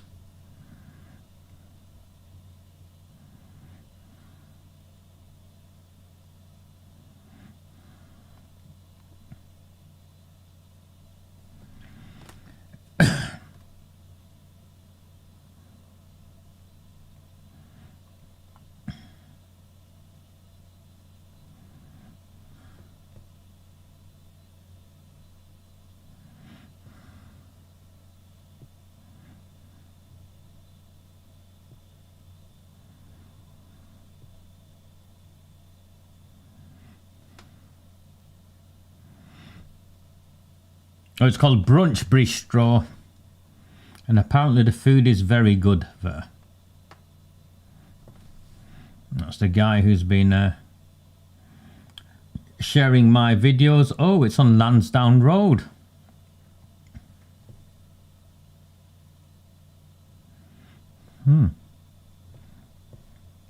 Maybe I should go and visit him and ask him, you know, if he'd like an autograph, seeing as though he's sharing my videos objecting to a Muslim cemetery.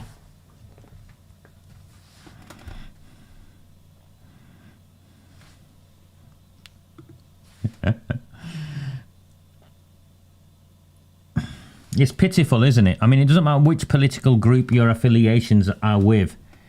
If you can't agree over a mayor, it's pitiful.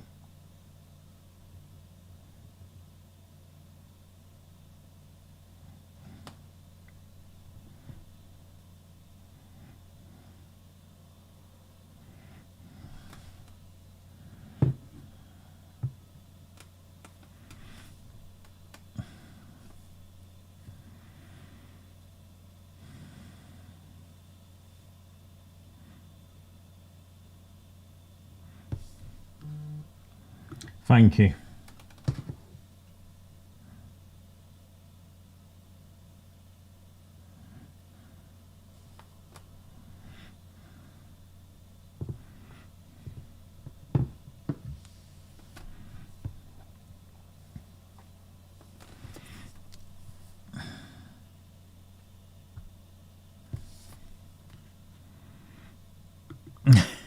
Does he have a song, Denise?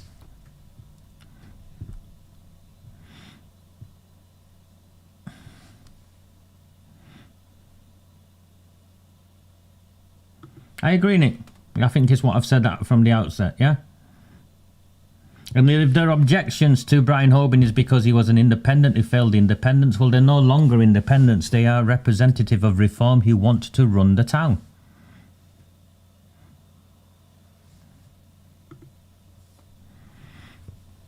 Agree, Tony. It's all about egos whilst the town heads towards the abyss.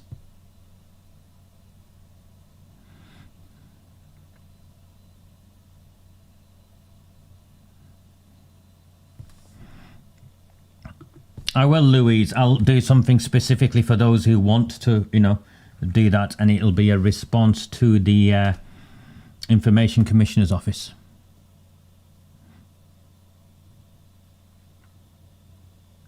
I think there's spite there as well, Louise. I don't think they enjoyed why I dared query that they were a community interest company which is committed to being apolitical, and then demonstrated how they were anything but that and party political. And that's just wrong.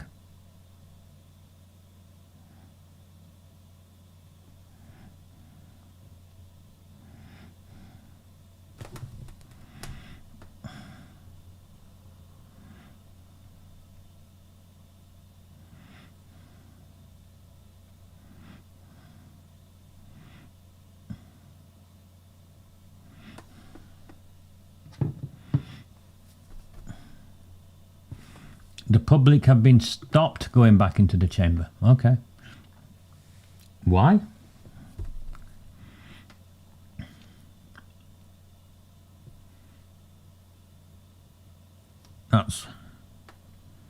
unprecedented because these are public meetings. That is meant to be in the public, unless they've decided that the meeting is called off.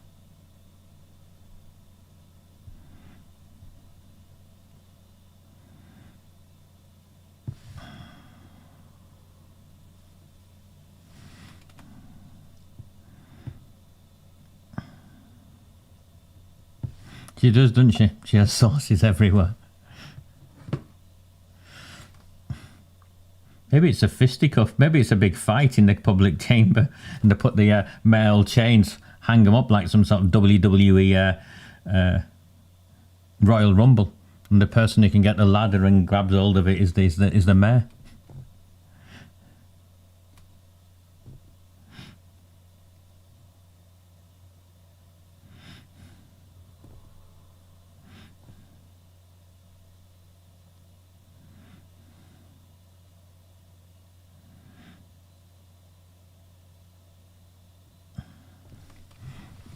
If you're sat here in anticipation, waiting, know that I've turned on all my lights and you might want to buy me a coffee. Oh, a blue ribbon.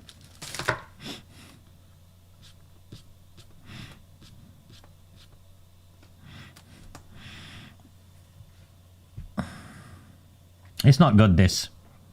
I don't care what political side you're on, this isn't good.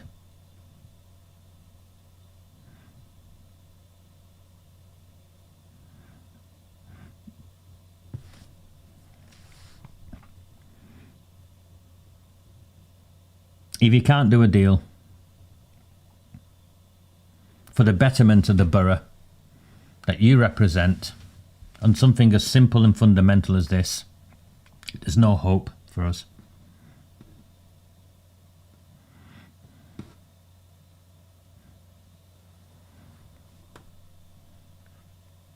Was in a fight.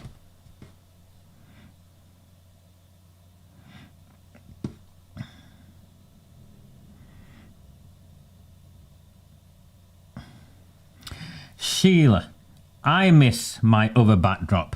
I loved my other backdrop. The problem is I've got a wardrobe here behind me. That's because my daughter has got her own room now and wanted her own wardrobe.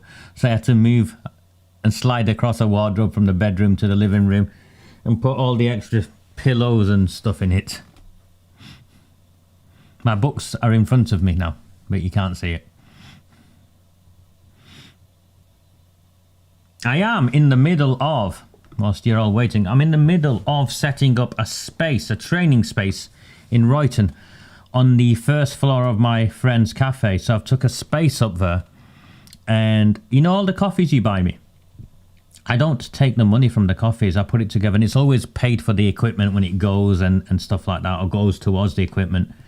But last year was a good year in many ways because the story finally broke, and I ended up with, I think, £20,000. So I've took on an office space. Yeah, honestly, £20,000 from buying coffees. So I took up an office space, paid the rent on it, having it redone with some builders are in there, buying some desks and chairs and sort of tray, and I'm basically some new camera equipment, and we will host events there, and I'll do live training there and maybe get the video camera set up so the training can be live streamed as well. So that's what I'm currently doing over there.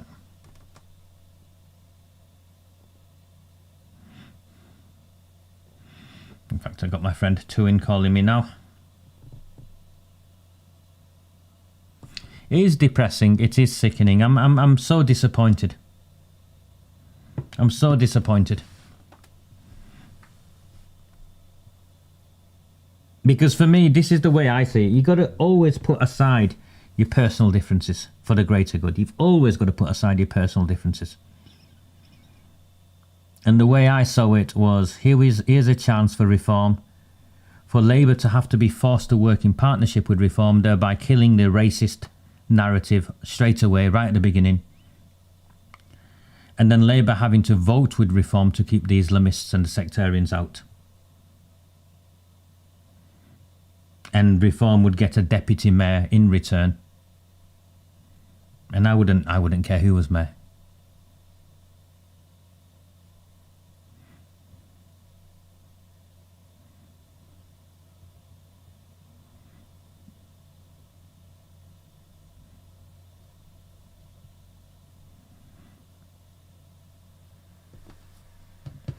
But it's not me.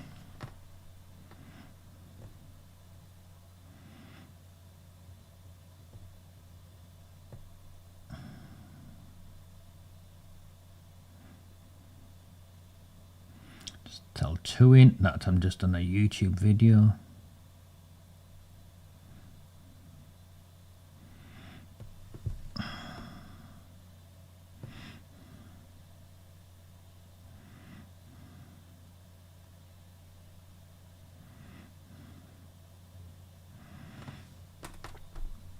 I'm getting a message. I don't have the links that Denise has, clearly.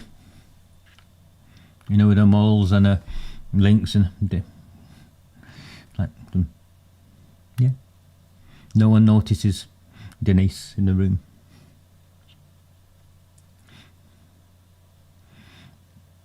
You stayed all night, didn't you, Denise, at the count? You left with us in the 7 or 8 in the morning. Did really well. Did really, really well.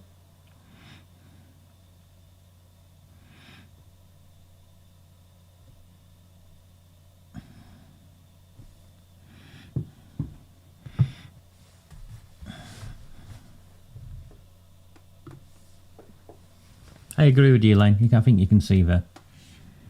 You know, we're on the same page. And I think people will understand. Yeah. Who knows?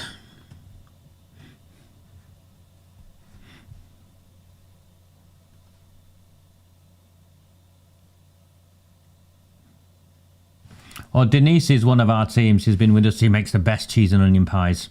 Karen. Is who Denise is.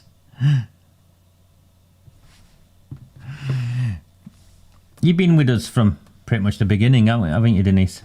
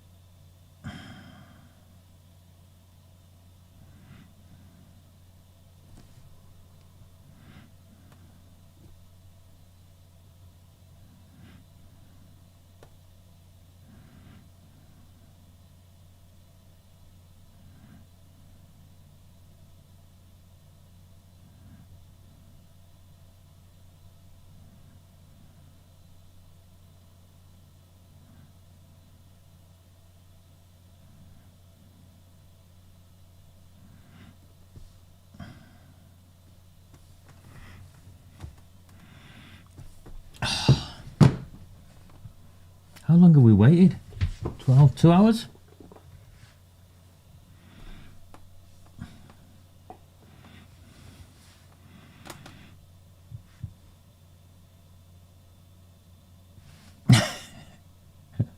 Someone has seen him face to face and he's supporting a very new black eye apparently. Wow, is that what happened? Wow.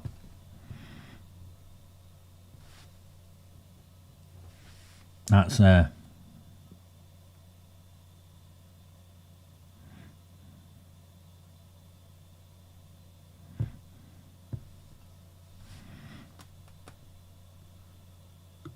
No, I don't think that. I think Ben Habib's £5,000 got returned just because they were playing politics.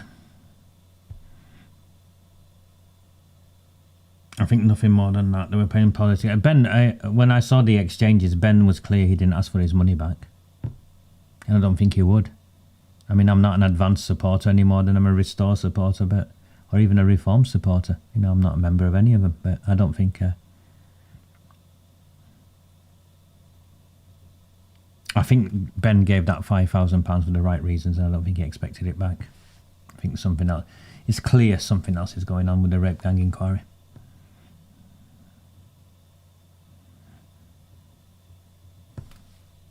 And Restore.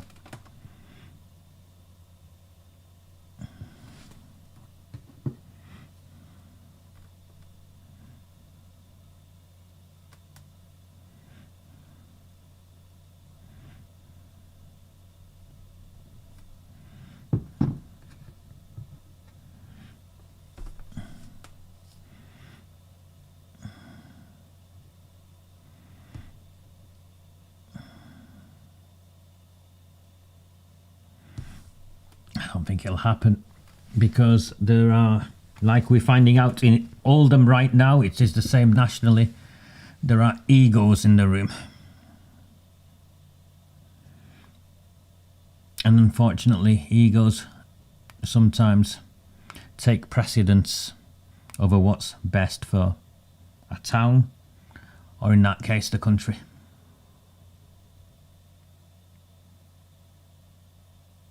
I don't even know what the policies really are and what the difference is. Now, I read something bizarre. There's some sort of disagreement on X yesterday between someone who's reform and someone who's restore, and they were arguing over how many people they'd deport. Oh, we'd deport 150,000. Well, we'd deport 200,000. Give over. That's not a policy difference.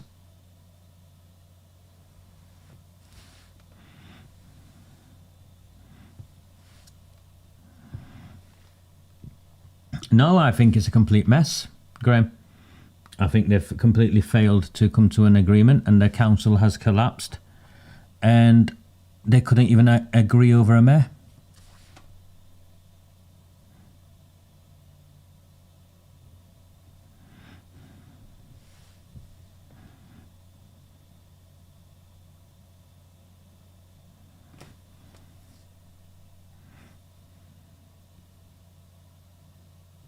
I listened to what some of the Restore supporters say, and I listened to what Rupert Lowe says, and he doesn't say the same, does he? Or he doesn't allow himself to say the same, so he either doesn't believe them or he's pandering to them.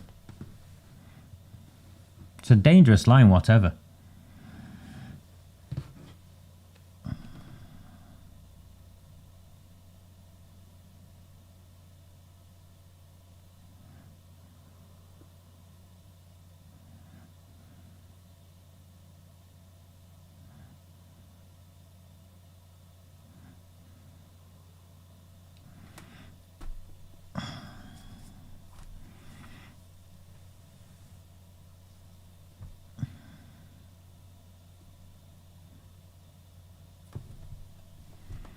Yeah, it's poor, isn't it? It's poor. Not seeing the bigger picture, seeing the value of making an unpopular decision for the benefit of the town, and then the benefit it'll have you in the long term is, I think it's poor.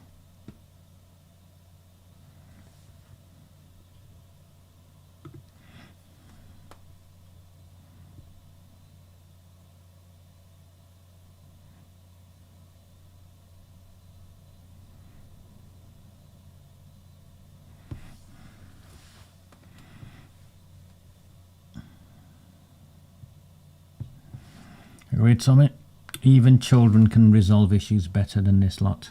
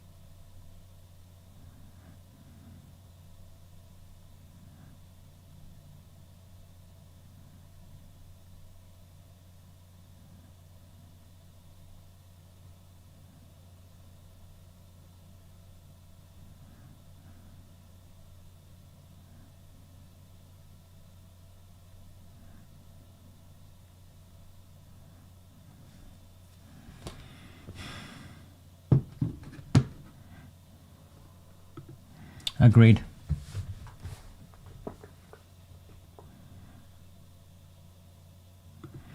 I have been knocking on doors in Oldham. I can only speak about the places that I've been knocking on doors on. No chance. Absolutely no chance. Reform, we had to convince a lot of people here to vote reform. There were no Restore candidates here, by the way. To convince a lot of people to vote reform because they considered reform to be racists. Because of the narrative that spun. There's no chance for Restore here.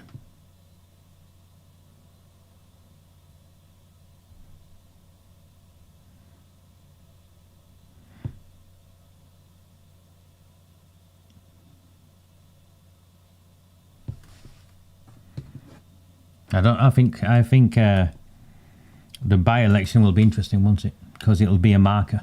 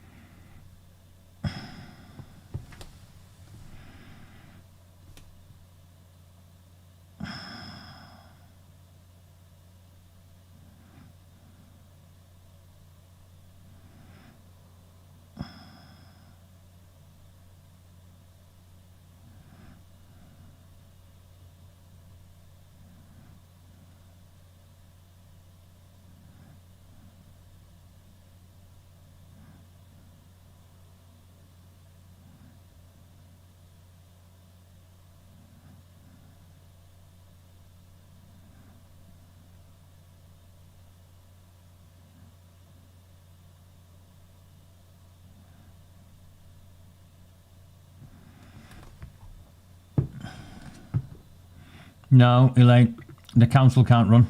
If the current decision is made about the mayor, if no decision is made about the mayor, will the current one stay in office until it's resolved? No, Karen. No, sorry, Elaine. No.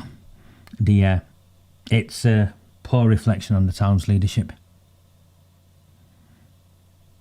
I think the chief executive can run it for 6 weeks or 8 weeks, and then it's just a mess. No decisions get made, no money gets spent. And it shows the entire borough that all 60 of them in their... they need their heads knocking together.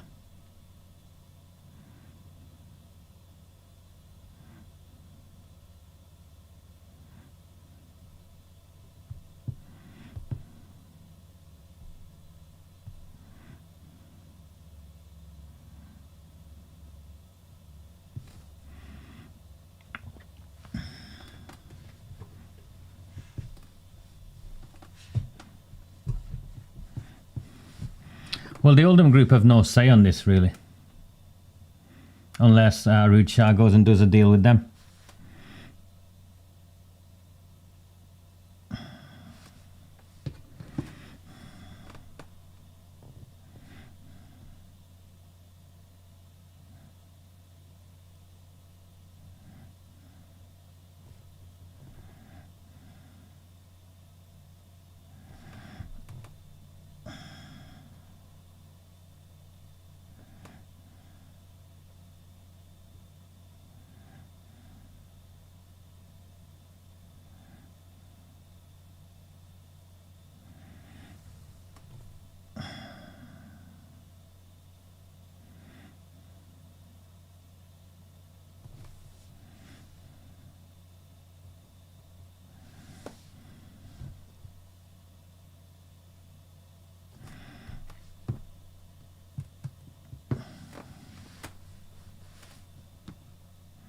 For obvious reasons, you know, when people make reference to the survival of a nation and a country long term, and I agree with that. You know, you saw me risk myself yesterday objecting to a Muslim cemetery.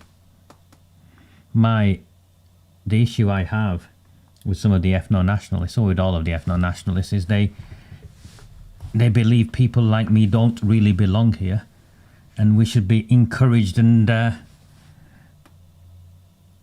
a hostile environment established for us to leave. And not just brown-faced Muslims like me, but, you know, dual heritage African Caribbean people, Eastern European people, all of that. And it's not... you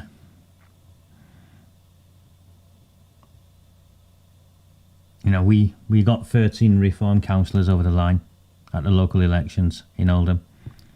saying we will fight for the entire town, including those who've been left behind and ignored.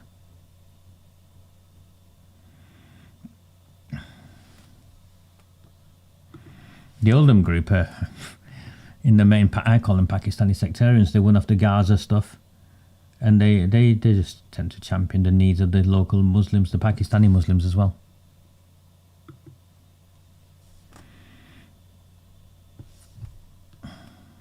Yeah, I know.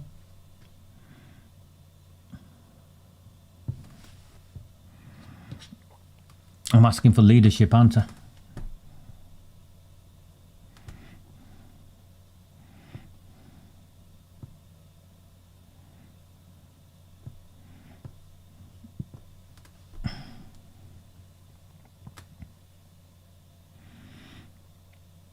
Two hours now since they left. You know something? There's a myth about Winston Churchill in Oldham, and whilst we're waiting, I'll share it with you. Winston Churchill was the MP for Oldham for a very short time. He came and he got the freedom of the town or something. He never came back to pick it up. And when he got voted out, because he did get voted out, it was because he was stood on a platform where he objected to women working in pubs and bars, what were the pubs before, around about that time.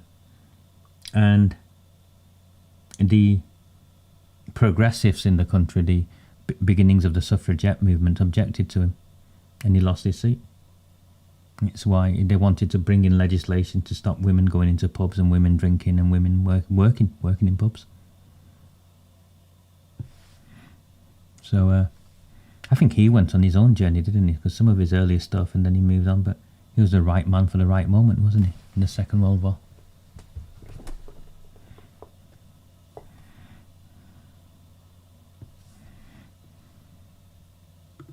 Hey, Tommy Robinson isn't an ethno-nationalist, is he? He's argued with them because he looks around, and if he went to the Unite the Kingdom rally, he loves seeing people from different backgrounds but unite under the kingdom. The Labour idea. Sorry, I lost you for a second. I hope you're back. The stream just went. I'm not sure what happened.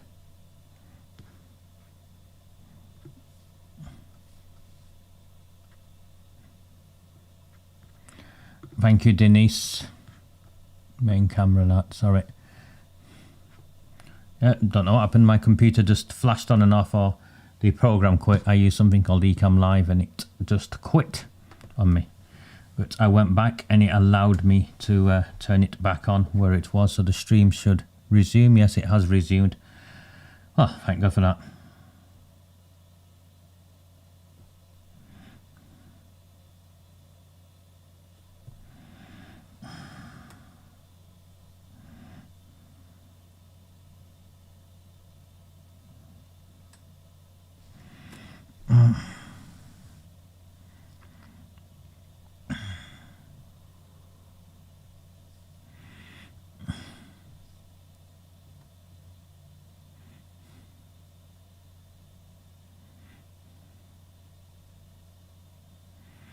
I think the sticking point is Brian Hoban as the mayor, from what I can gather. Reform will work with the Labour Party on a mayor as long as it's not Brian Hoban. So will Labour Party present a different mayor? That's the impasse we're currently at. It's back in the hands of the Labour Party. Reform have made their position clear. They won't work with Brian Hoban as a mayor because of the history of Brian Hoban and the independent movement, which my view is wrong, because Reform are a political party, and whatever they were as independents, they've left behind once they joined Reform.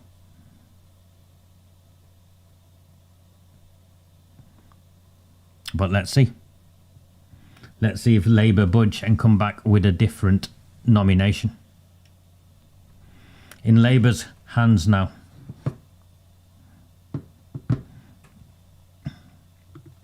He stood on an independent platform, first of all, and they fell out amongst themselves. And in Failsworth, in this ward, in 2 wards in Failsworth, he promised he wouldn't put candidates in one ward if the other faction didn't put candidates in the other. He lied and put candidates in that ward as well and allowed Labour in through the back door. Then the following time, he was progressing, he was an independent, and he voted with Labour to keep Arud Shah in power. So he'd say he'd made his decisions for the best interest of the town. The independent movement, of which I was one, would say he can't be trusted.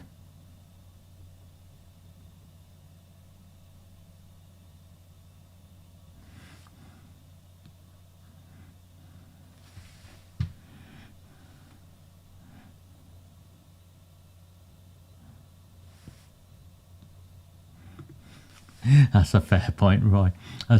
If you saw the last mayor, you must have seen the last mayor Labour put forward, Eddie. He was terrible. Eddie Moores was terrible.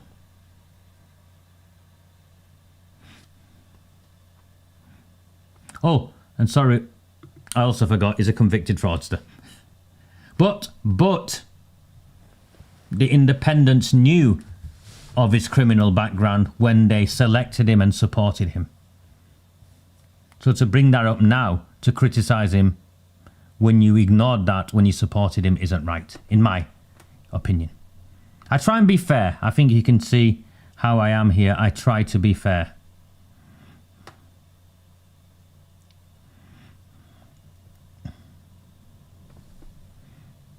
Yeah, it was a terrible mayor. Very one-sided.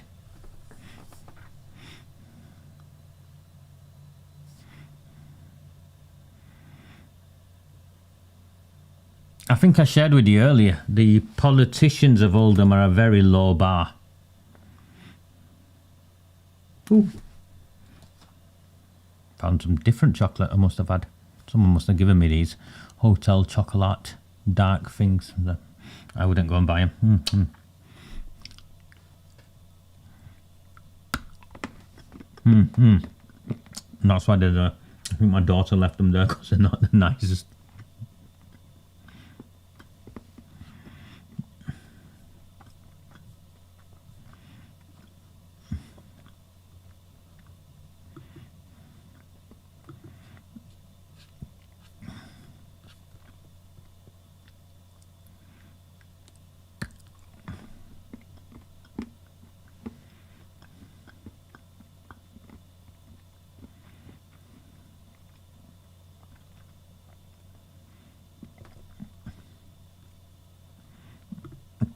I wish I had to go.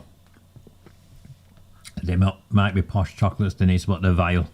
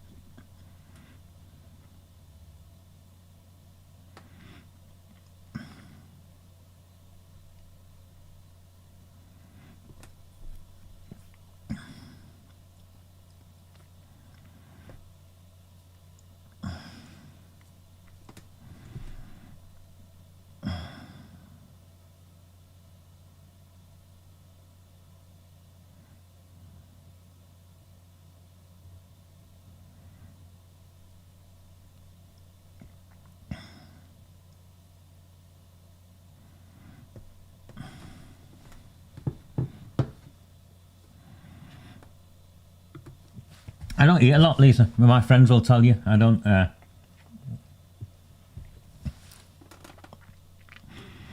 tend not to eat anything until the afternoon anyway.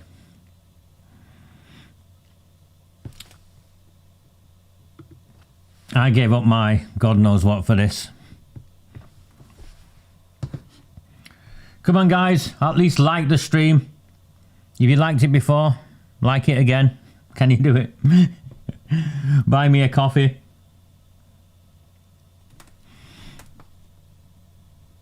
It wasn't nice, mate. It needed a lot of munching, Graham. It wasn't nice at all.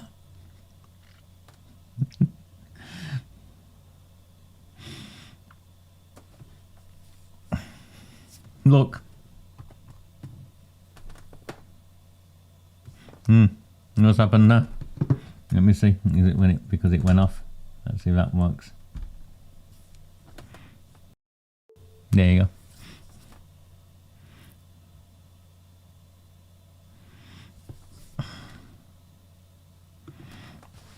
I don't think it's any more about Hobin, unfortunately. I've got to fix this. Let me.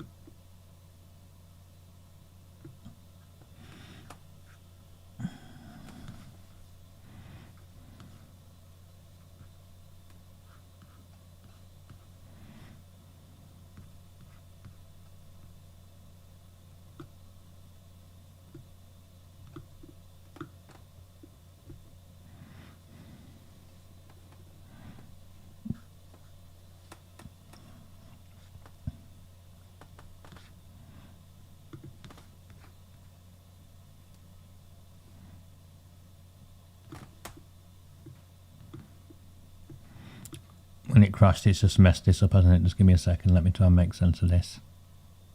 So your comments come up.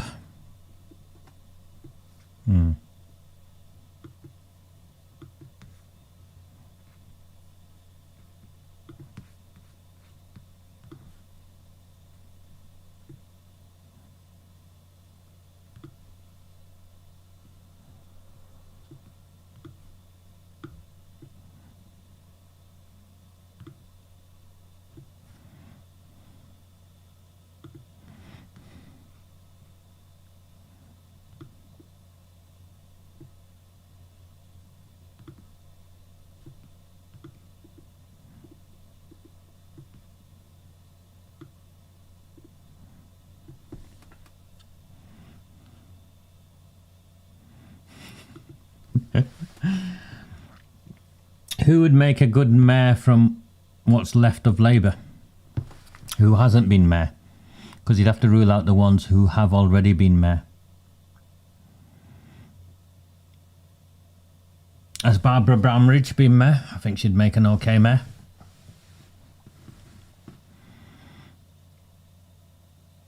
There's not many left, is there?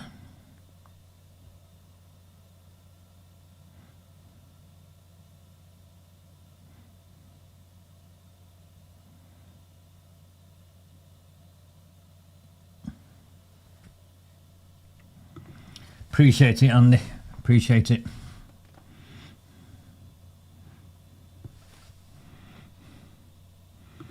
I don't know about dancing. Maybe some, you know, sat on my chair and moving my hands and doing some, you know, wiggly bits.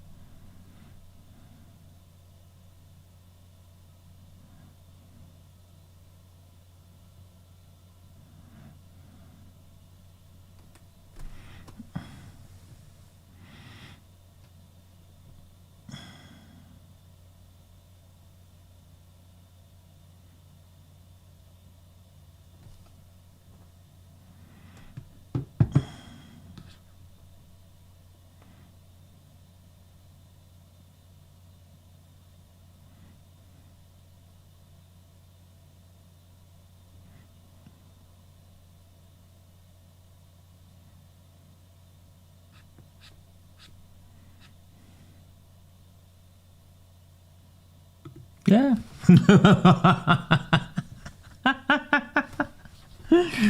Oh, Tony.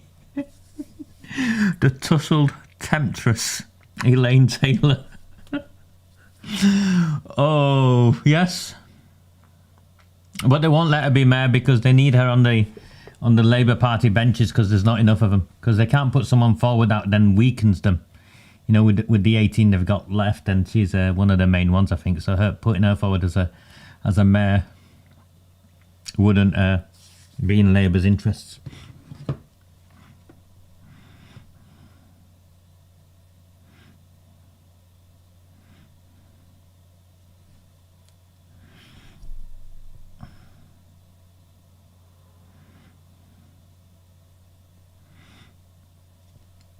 No, he's already been mayor.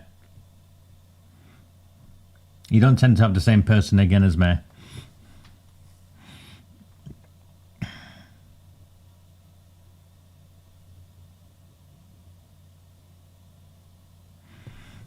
You know who should be mayor from Labour? Arood Shah. Put her forward as mayor and have Labour have a new leader.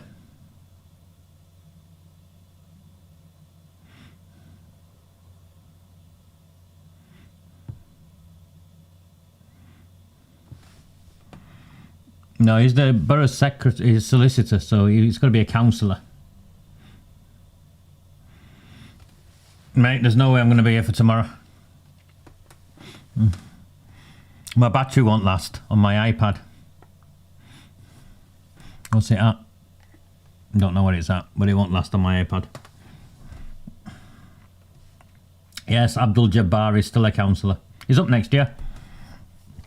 He's up next year.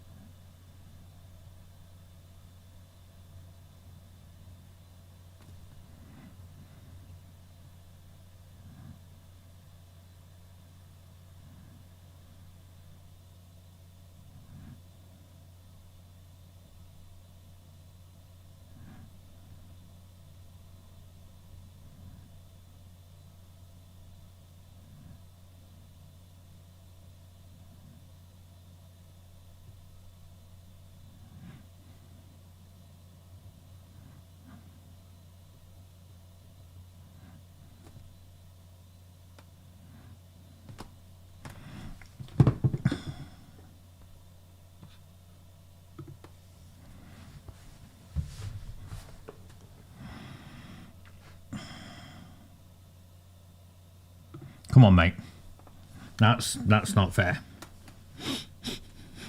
No, I'll never use that word in the same way ever again. You've just taken a word away from me.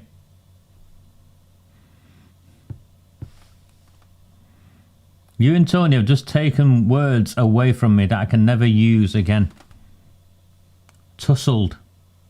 I'll never think this word again in the same way. And voluptuous. No. Stop it. That is where I am. This is a disgrace of a new meeting, of a first meeting. The townsfolk, regardless of the political persuasions, expect their leaders to get on with the role of leadership, bang their heads together, compromise, and do what's best in the interests of the borough. Not the pursuing of egos, whether you're Labour, whether you're Reform, whether you're whoever. So yes, Sue, I agree with you. I think you've got it spot on. It is a disgrace of a first meeting.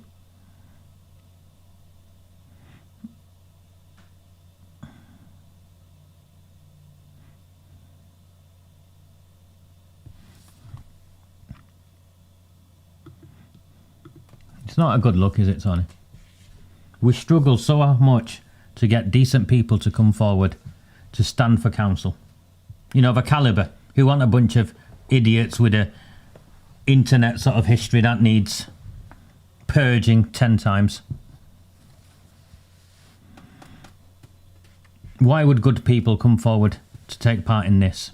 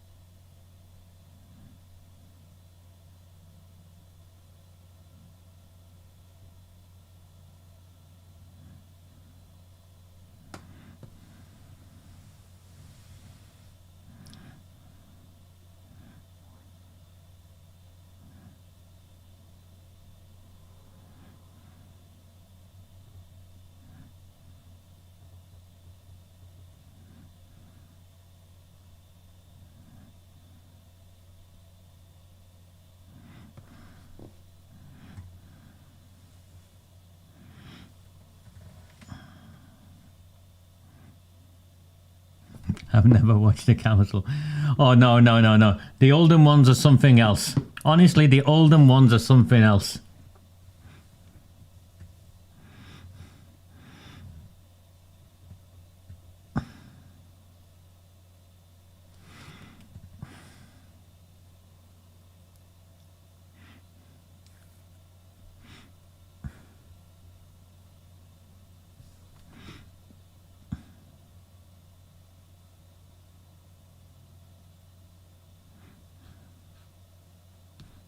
Yes.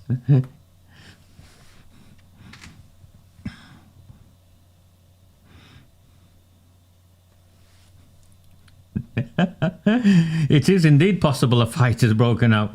I'd imagine on one side there's markings and on the other side there's a door. And he's running into it.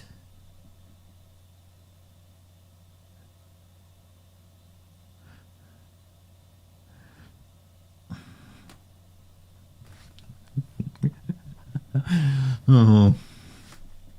Well, no one's talking to me, in case you're wondering.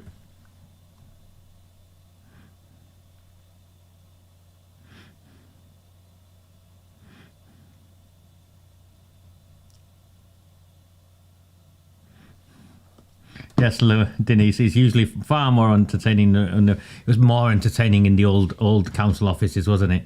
There was a public gallery, it was massive. I think this one only holds like 20 people. They've done it on purpose. And they put these barricades up, thinking, you know, it would protect them from the abuse they were getting. And people just smashed their hands on the barricades. It was like some sort of amphitheatre. I do think there's some... I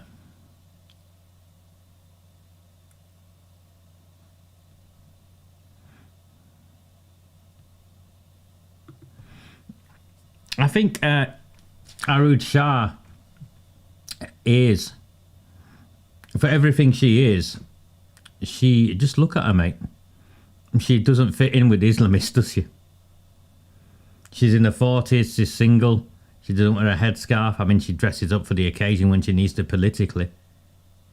She hangs out with a guy who's married, whatever their relationship is. I don't think in an Islamist world she would be on the approved list.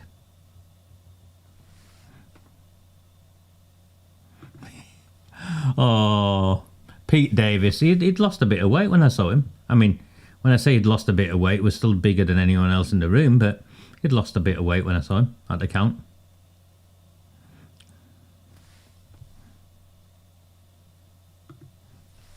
I think he knows he's gone. I think he knows he's gone and he wants to go with being a mayor. And the Labour Party do want him, don't they? Otherwise we wouldn't have been arguing for, or we'd have been sat here for the last 2 hours, 2.5 hours. Oh yeah, Warren trying to climb up those perspex screams.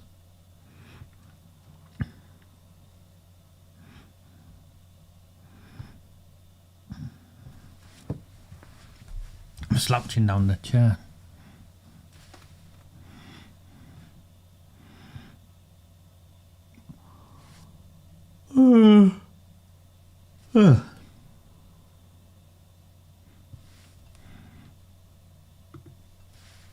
He's not well, is he? I think Dr. Chauhan said something about him having a stroke at the council meeting. I politically don't like the guy. But I'm not going to personally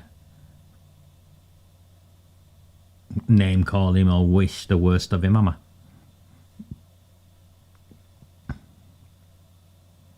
I was taken aback, actually, genuinely, when I saw the state of Mark Hinty's face.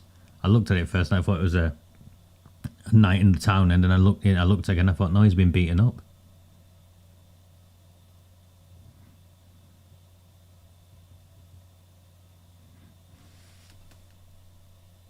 That's exactly what they do.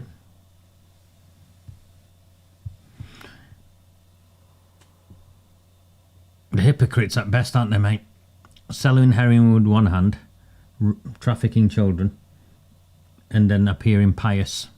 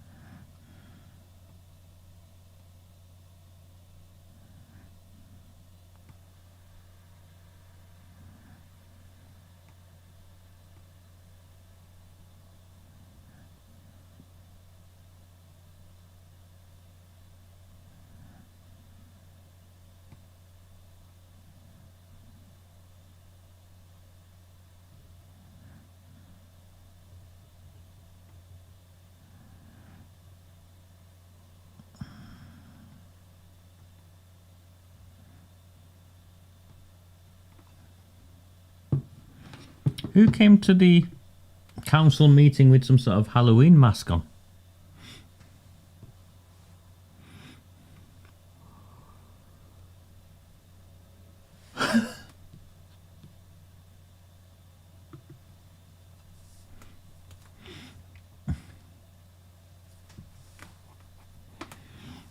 I've got one slice of this left.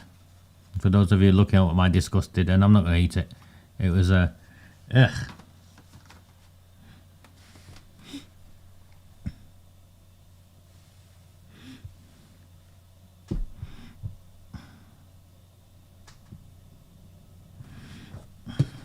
Let me make a phone call. I'll put you on mute.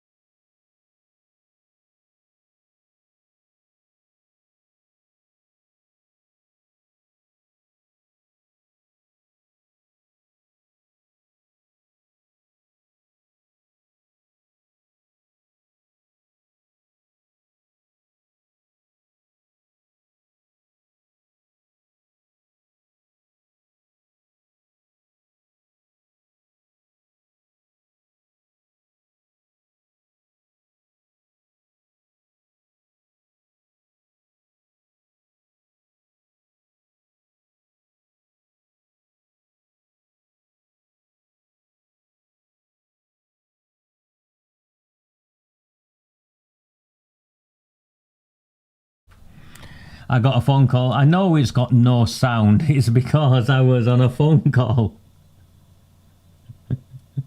I told you I was on a phone call, and I post up, I've just took a phone call to say there's no sound. It's because I was on a phone call. Oh, but, in exciting news. You can't, they're not in focus, are they? Love hearts. These have definitely been stolen from my daughter's pile of sweets.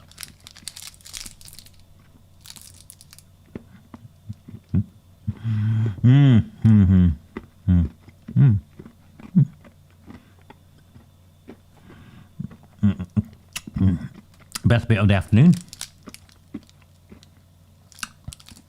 And these definitely were bigger when I was smaller.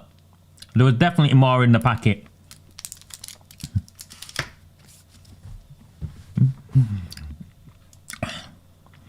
Oh, that lot, trust me, they're on the fat jabs. They're not dieting, they're on the fat jabs.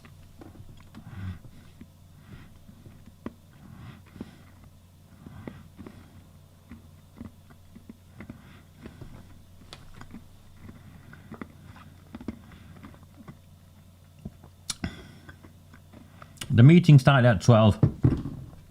Just after 12, it's now nearly 3 o'clock.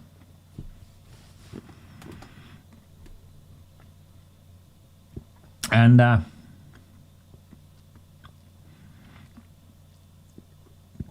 think the town's leadership, the town's council is on the verge of collapse, complete chaos, and all over a failure to agree over a mayor. There are fights worth having. In a town like mine, there are fights worth having. There are decisions worth not compromising over: the future of children, the safeguarding of children, the future of our communities. But pissing about over a fucking mayor, and this is me criticising all, you know, both Labour and Reform, pissing about over a fucking mayor is pitiful.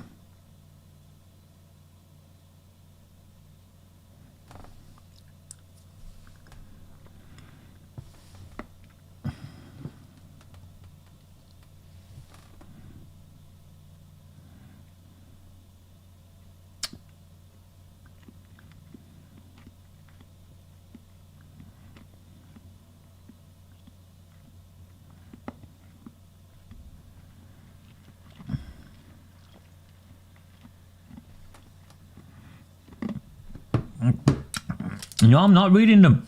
I've been just eating them. I don't have the messages on the same either. Look, there was some smile. You can't see it. Some smiling emoji on this one.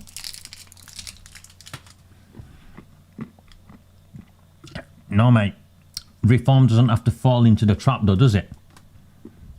Just because it's their strategy doesn't mean we can't outflank them.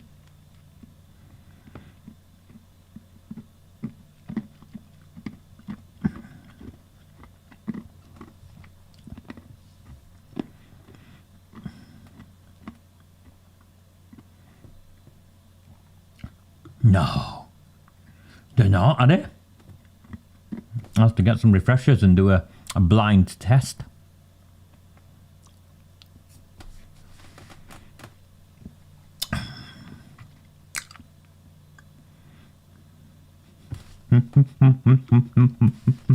Exactly.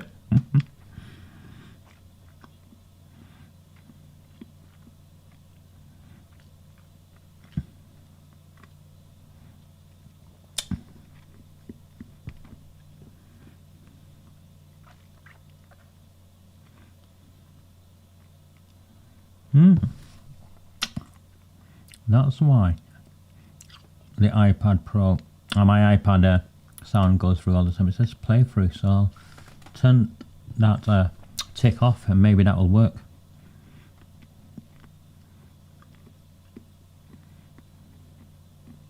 I remember the sweets on a necklace.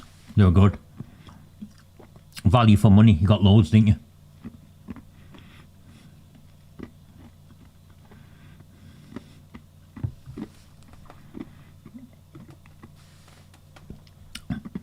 Labour have a game plan.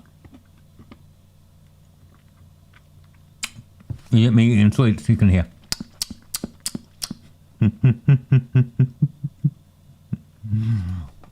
Hi Jenny, how are you?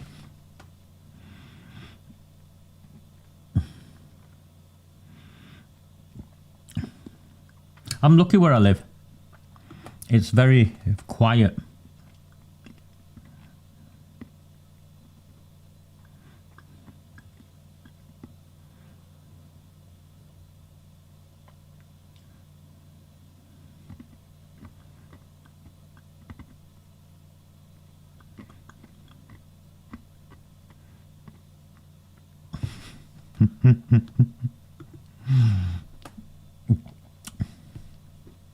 They were just in front of me. I didn't mean to eat them. They're not even mine.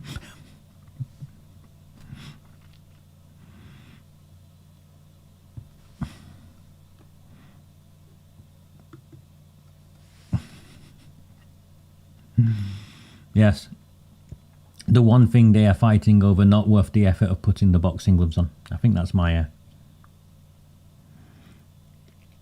We've got Pakistani sectarians who want to take over the town.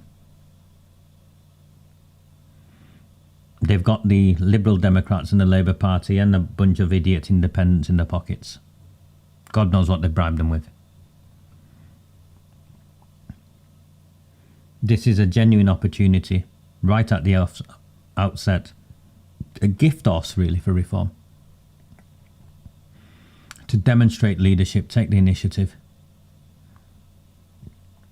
And force Labour to work in partnership with them, which then, not because you want to work in partnership with them, which then completely destroys the narrative that Labour have been pushing in the town that Reform are a bunch of racists.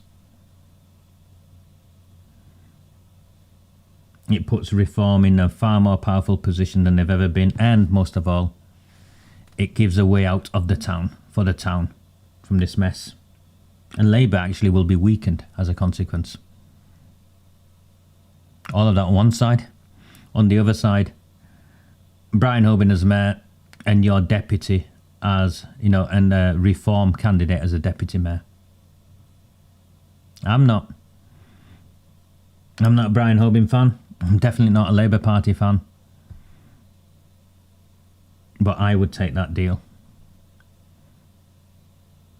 Reform are now playing highball or whatever the phrase is and saying, no, come back with another leader. That isn't Brian Hoban. Maybe Labour will. And Reform get what they want, which is not Brian Hoban. But the Brian Hoban grudge, we've got to accept this. The Brian Hoban grudge is not a Reform grudge.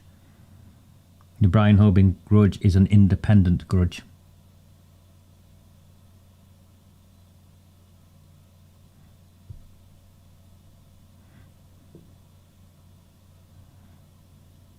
What makes you say that, Karen? Because I campaigned in Oldham. What makes you say Reform have worked tirelessly to get where they are?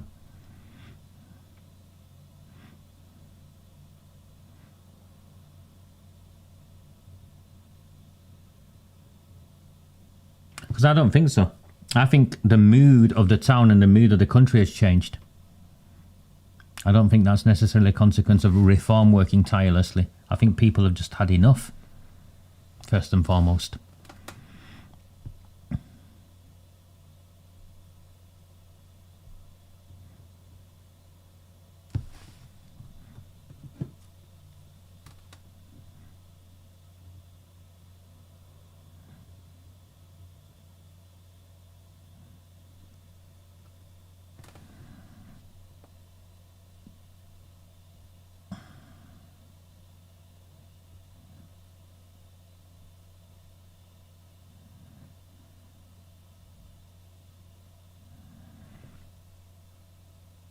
So, if I was Labour now,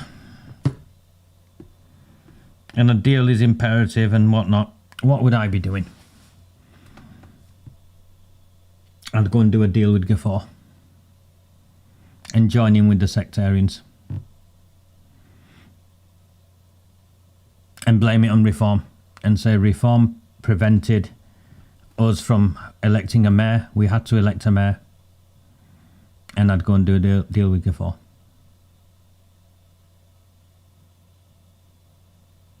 and make Reform look like the bad guys. That's what I would do. If I put on my head in that world, that's what I'd now do.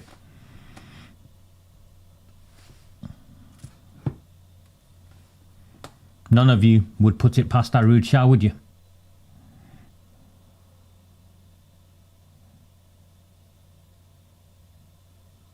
Or maybe Reform will do a deal with Kamran Ghafoor. And if Reform do a deal with Kamran Ghafoor,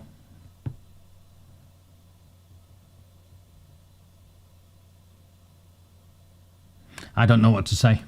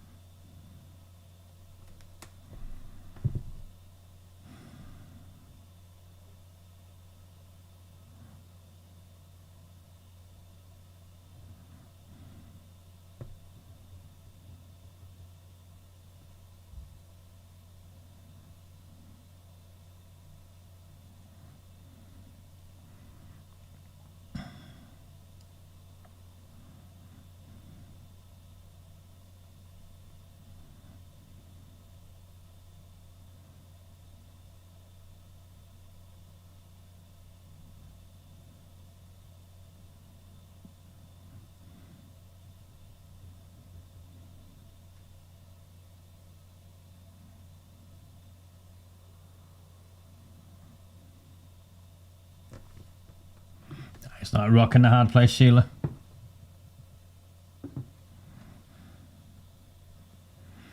However it comes out, Reform cannot, can they? Reform cannot do a deal with the Pakistani sectarians, can they? They cannot support Max Woodvine. Can they?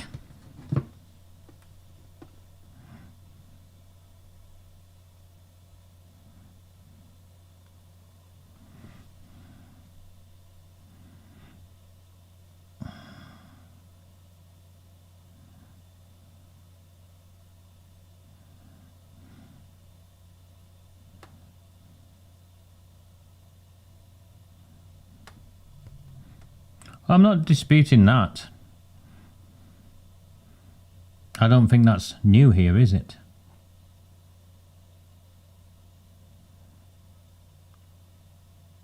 I don't think there was ever an option for us to trust Labour or any of that. It was a chance for us to manoeuvre them into where we wanted them to be, where they are forced to make a vote in a certain way.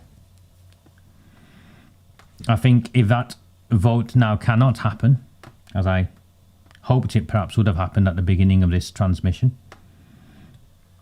then the options are someone will have to do a deal with Ghafoor. Will Labour do it? Or will Reform do it? Will Reform get in bed with the Islamists at the first meeting?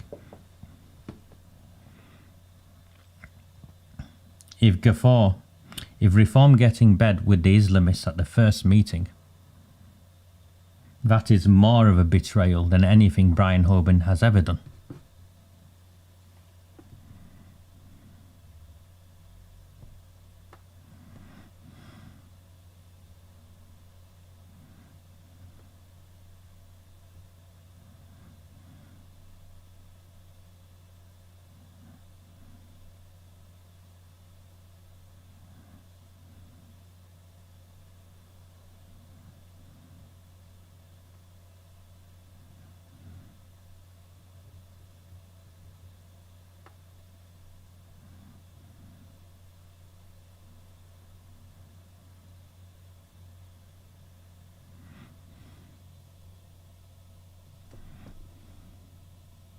I think it would look bad on the town, Sheila. I know there's a small number of people in this town like us who are politically invested, but the majority of the town don't enjoy the infighting and all of that. They want the politicians to work for the greater good, which is for the benefit of the entire borough.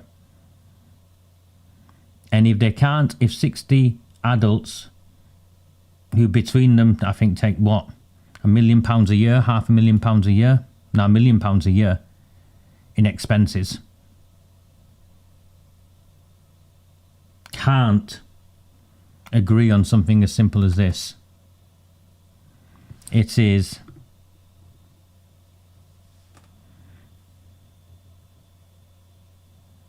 yeah, agreed, Elaine. It is this, isn't it, Dorothy? It's shameful. For the town, it's shameful. Rape gang town, cartel town, and now 60 elected representatives are squabbling over a mayor, a ceremonial position. And as a consequence, the government's had to come in and take over. How do you think the majority of people will feel in a town that's just had record turnout at local election?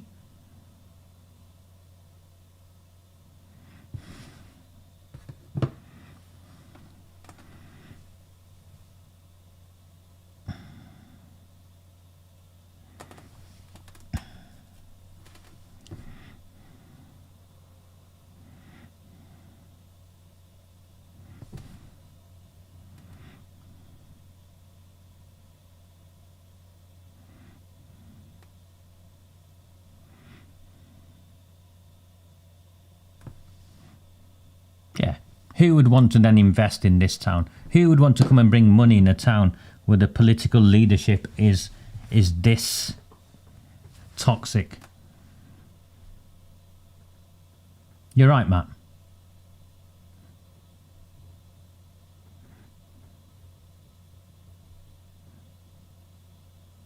You voted reform, Denise. Would you support reform going into bed with the Pakistani sectarians rather than doing a deal to have their own deputy and have Brian Hoban in for a year? Which is the lesser of two evils?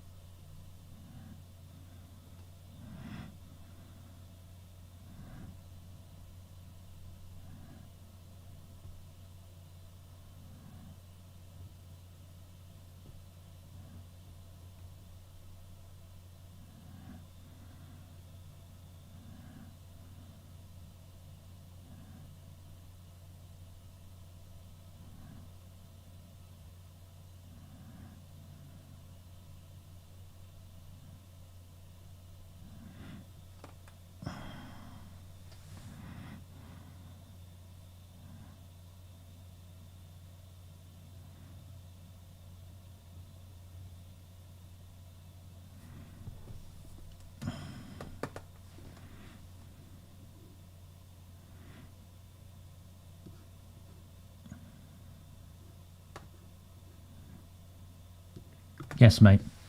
Heroin dealers. You want reform to do a deal with them? Sectarians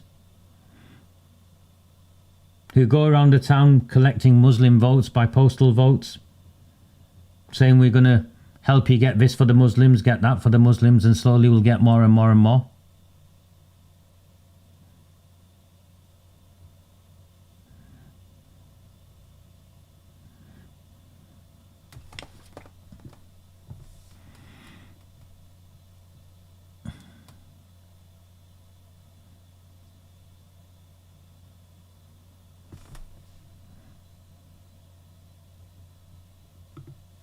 I accept, and you keep doing this. Labour has been in bed. I'm not on about Labour, am I? I'm on about reform.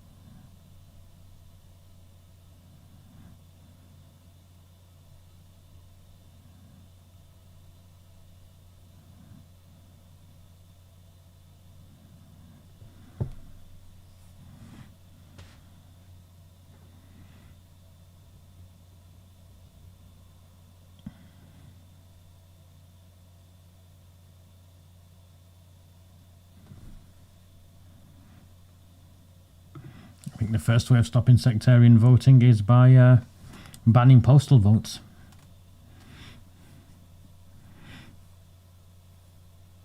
Because we know they're not postal votes, do we? We know they're harvested.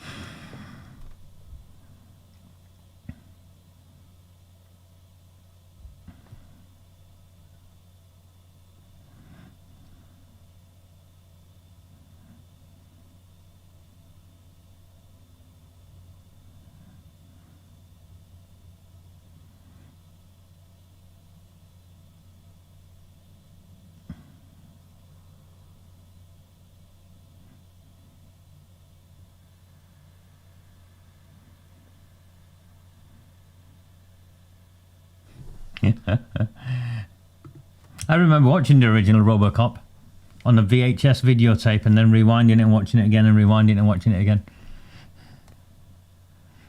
Classic. I'll have to dig it out. Well, I don't own it, but I'll have to get hold of it. What was he called? Murphy. Yeah.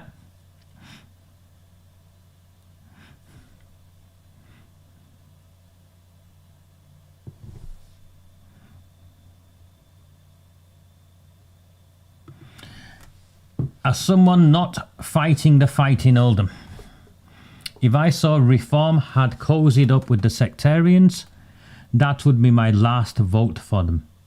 I think the country is interested in Oldham's fight. I agree with you. I effectively risked my life yesterday by speaking out against what the sectarians were doing and the Muslim graveyard, Muslim cemetery. I did that in the hope that perhaps some sense in the Oldham Labour Party and in reform would lead to them understanding that there's a greater evil here than our bickering with each other. Because I think that is the greater evil. Whatever I think of the Labour Party, there is worse than the Labour Party. Have a look at the country. You've seen the Labour Party in Birmingham in places where they've been replaced by the sectarians, the Pakistani sectarians.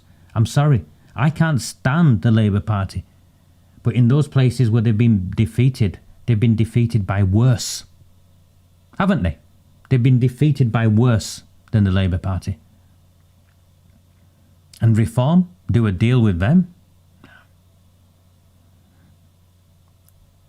It's not something I could, after everything I've done, it's not something I could support.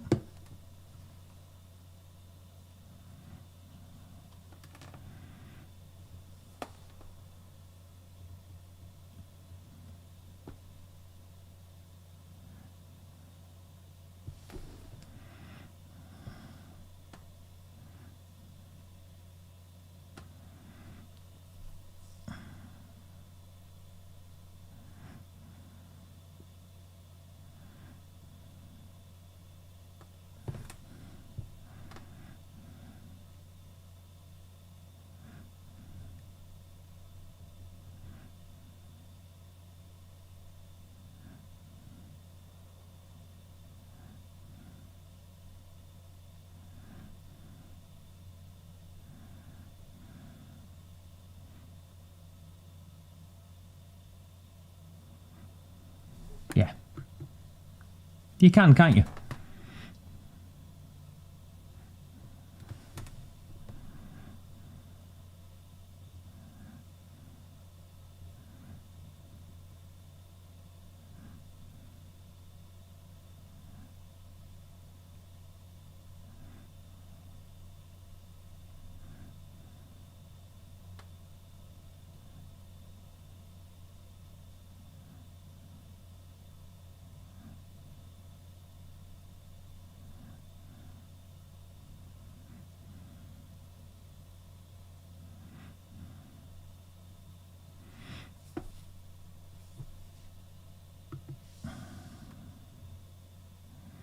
Thank you, Olivia. And I agree with you. You know, you can. We're on the same page, aren't we? You can see, look at my face, how I am here.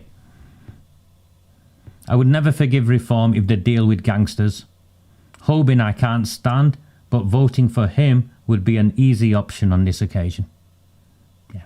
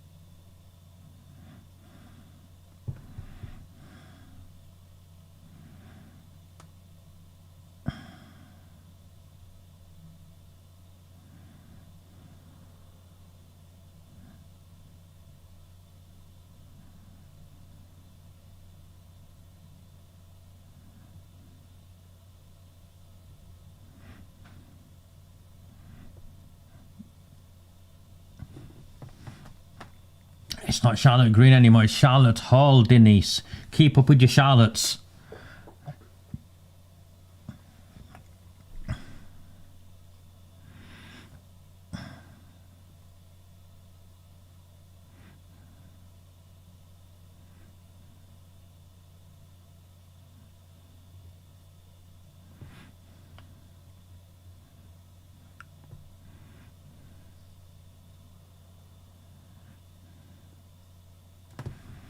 I'm going to put you on mute again and make another phone call and see if I can find anything out, if that's all right with you. So you're going on mute because I'm seeing if I can find anything out.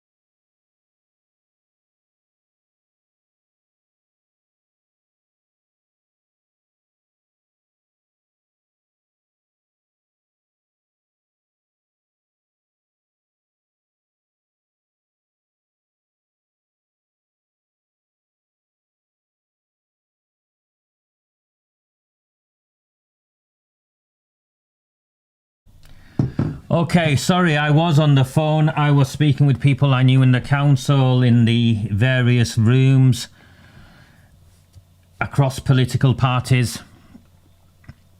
I'm disappointed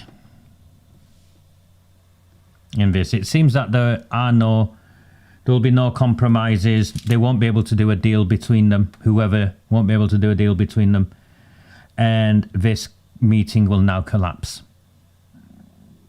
And the chief executive will have to do something. Hopefully it means reconvene tomorrow, the day after, next week, as soon as possible, with another set of nominations for mayor and deputy. What I'm disappointed about is at some point during the negotiations, Reform were considering supporting the Max Woodvine as mayor. And supporting Max Woodvine as mayor isn't supporting Max Woodvine as mayor.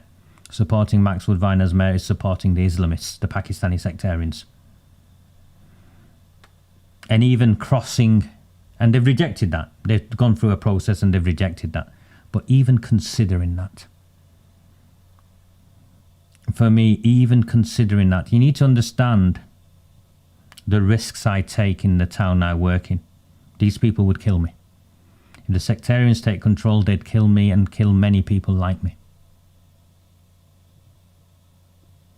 And under no circumstances can we ever deal with the sectarians, enter into any form of partnership with the sectarians, because the sectarians don't want a partnership. They will then use you to take control and spit you out and do as much damage as possible.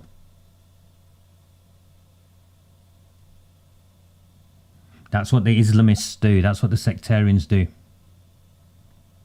And to have even considered any form of partnership with them, I think is just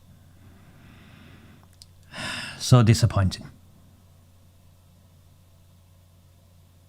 And if they had, they'd be selling it by saying, "No, we did a deal with Max Woodvine, not the Pakistani sectarians." But you all saw at the beginning of that meeting, Max Woodvine did not say a word. He was nominated by Kamran Ghafoor, leader of the Oldham Group, the Pakistani Sectarian Group.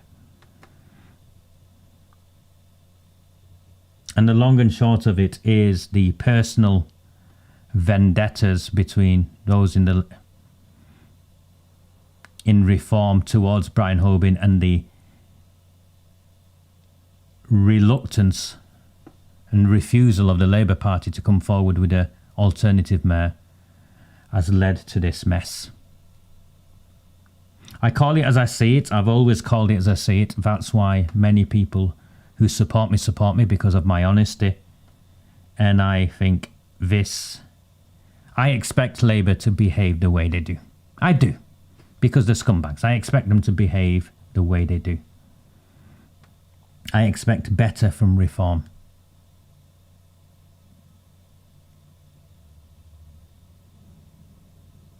I expect better from people who I know better. But they will have another opportunity, I think, hopefully. And on that second opportunity, perhaps they can come to an arrangement where there's a mutually agreeable mayor. Because we now know the Conservatives, the Liberal Democrats, the Royton Independents are in the pockets of the Pakistani sectarians. I think now what I thought right at the beginning when we started this broadcast, it's in Reform's interests to force a deal, force Labour to do a deal with them. Because it demonstrates power, it demonstrates statesmanship, and it demonstrates to the rest of the town that Labour have been forced to work with us for the betterment of the town, which means we are not the racists and extremists that they repeatedly say. And then we force them to vote with us to keep the sectarians out. And then we call in the government to say, listen, here's 18 Labour candidates, councillors. Here's 16 reform councillors. We can't agree on anything, but we agreed on the mayor, and we need your help now because we need you to run it for a year whilst the council are at the next set of elections, and let the people decide, because we can't allow these sectarians to take over.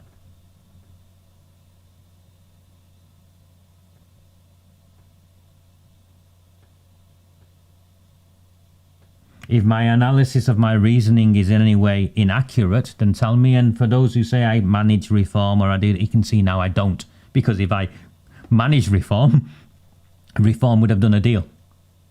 I don't. I just encourage and cajole anyone and everyone I can in my town.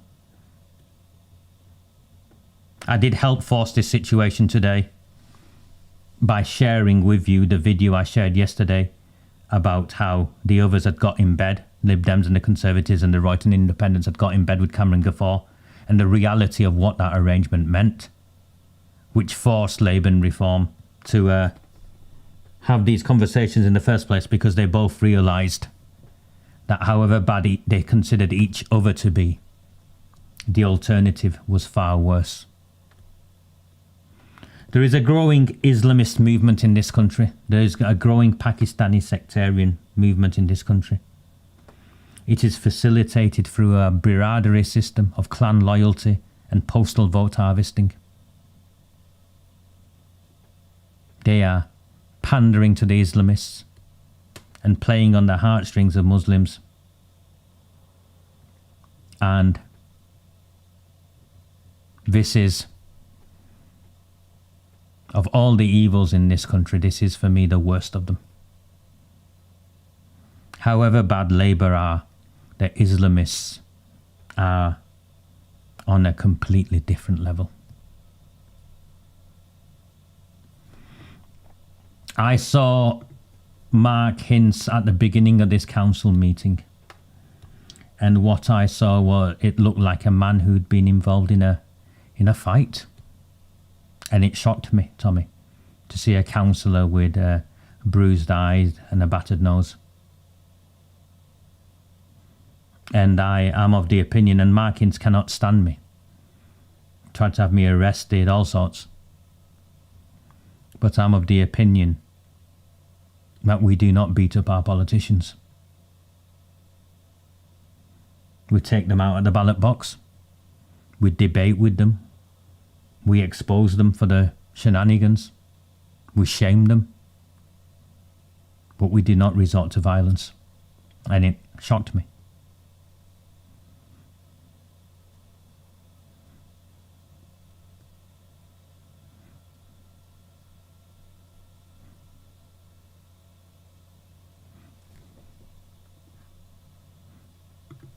I think it's their first meeting, Tommy. For 13 of them, it was the first ever council meeting.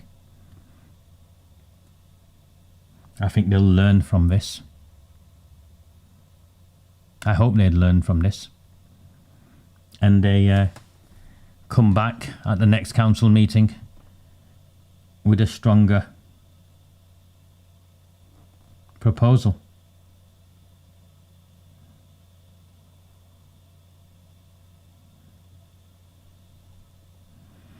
I'm now hearing that Labour, being Labour, are trying to change the voting system on how you elect a mayor. So they're still up to their usual tricks. And, you know, they can't change the voting system.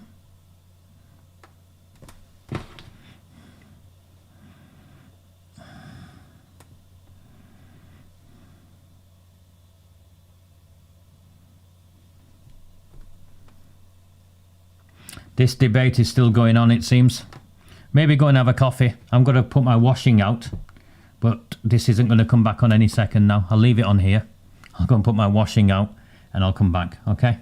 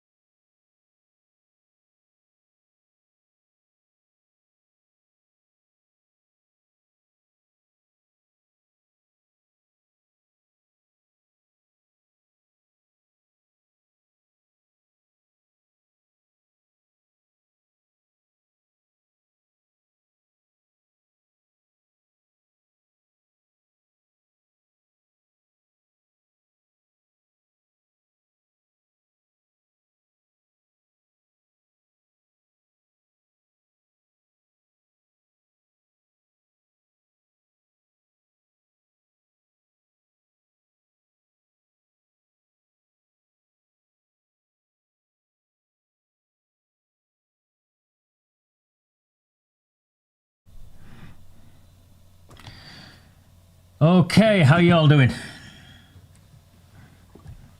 I'll just wait for people to come back. I'll tell you what I managed to find out. I might need my pen here. Bring up a different screen. Someone say hello, so I know we're all here.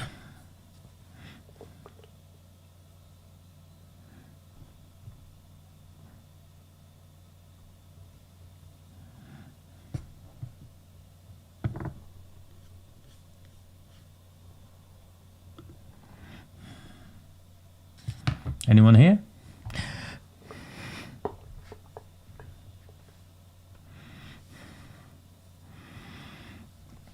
So what you witnessed so far is they voted for a mayor, yeah? Oops. Let's make that smaller.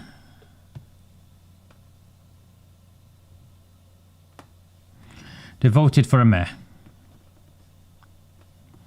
And they had 3 candidates. Yeah. Candidate 1,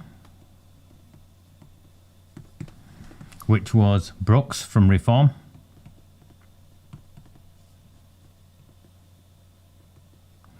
Candidate 2,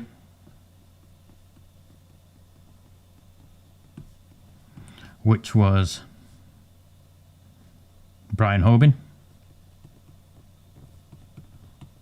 Effectively the Labour one, yeah. And then we had candidate 3, which was Max Woodvine.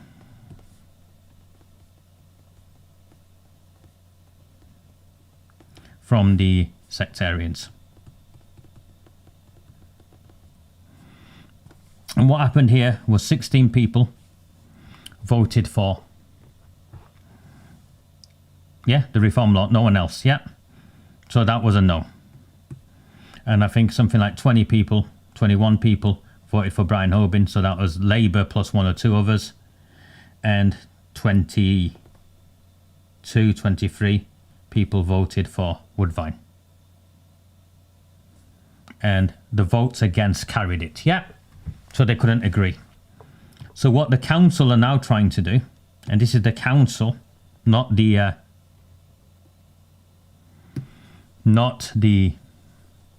parties, but I think, you know,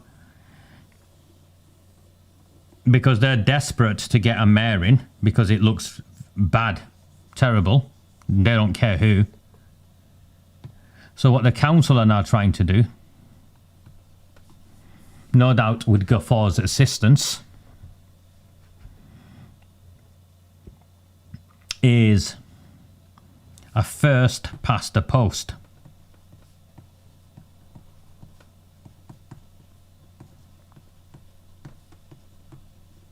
So all 3, Brooks, Hoban, and Woodvine, are voted on. The problem you have with a first past the post is Brooks will get 16 from Reform, Hoban will get 20, 21 from the Labour Party plus 1 or 2 others. Woodvine will get 23 and win. That's the Pakistani Sectarians.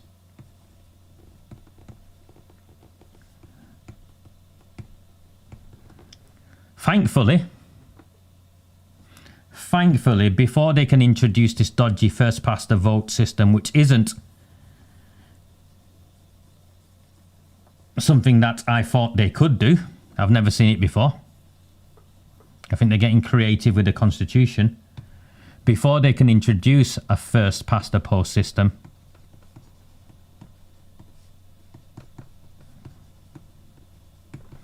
they have to vote on it.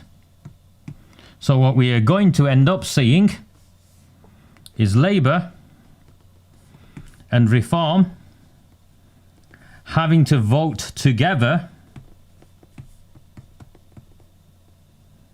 to block the first past the vote system, which would then see a Pakistani sectarian control the mayor.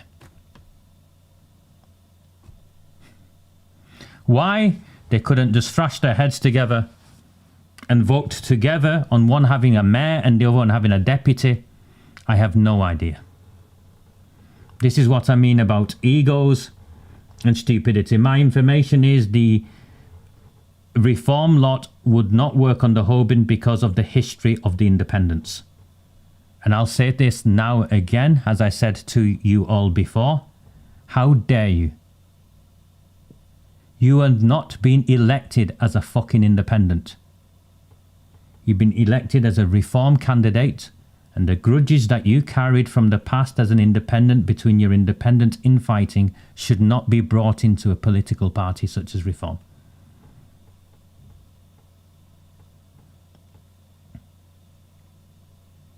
And now you're having to vote with Labour anyway.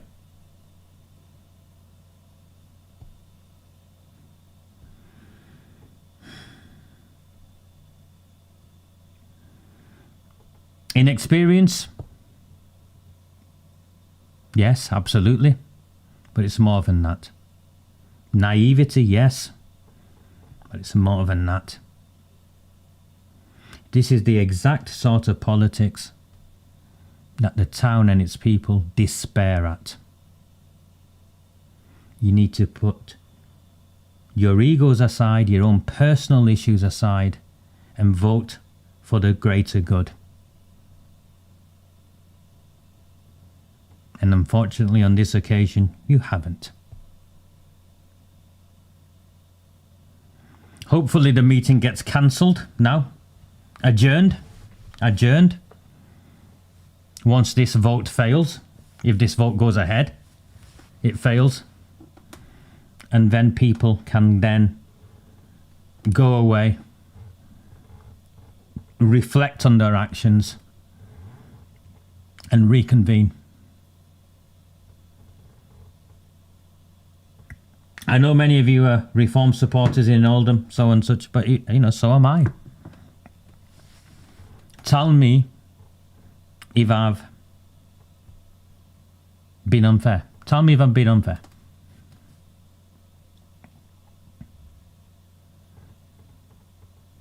That they even considered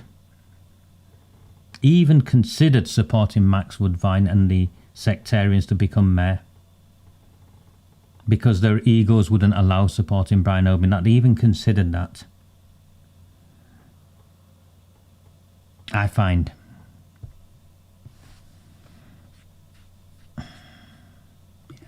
very sad.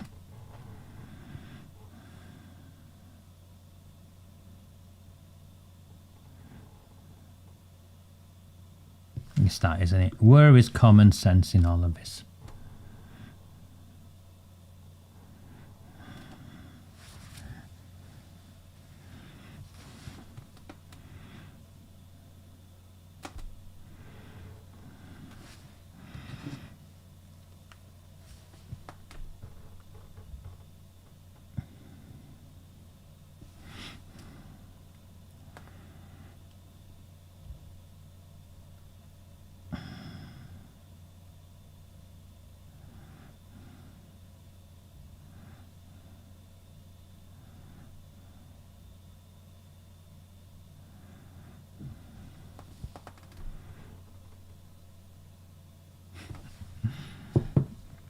I've worked my way through a couple of blue ribbons. See if I can pretend this was a full packet and put it back, and I've not touched it.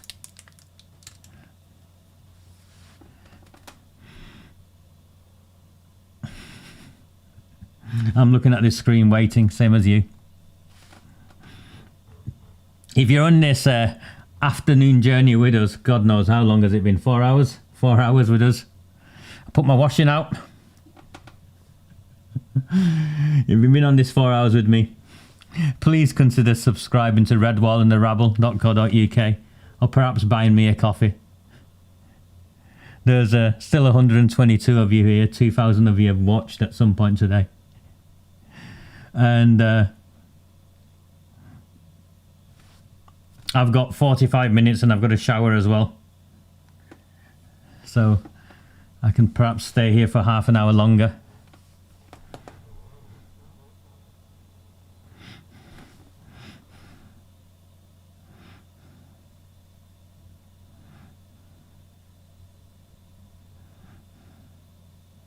I can leave the stream running, but whilst I go and shower, in case they come back on.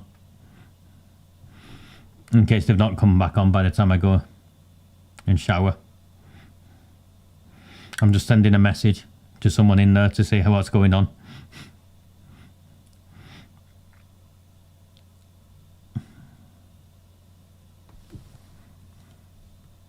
Thank you, Jackie.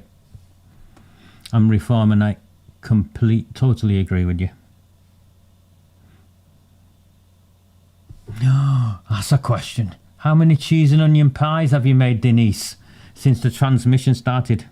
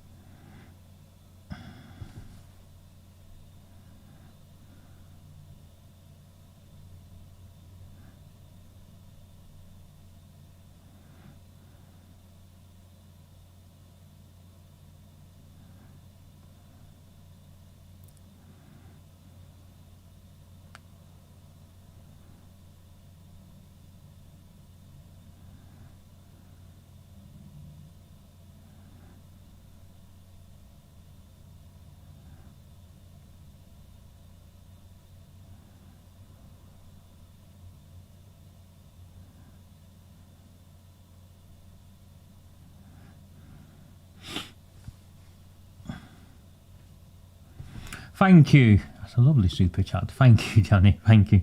A few of you others have given me super chats, so I should put them all up. I should be back. My stream went again. I understand where my stream goes. If I click on the super chats for some reason, it's crashing it at the moment. So that's what is happening. So my apologies that the stream went, but you should be back. I'm not buffering. I'm back. I've got fibre. I paid extra for it. Finally got to Mosley.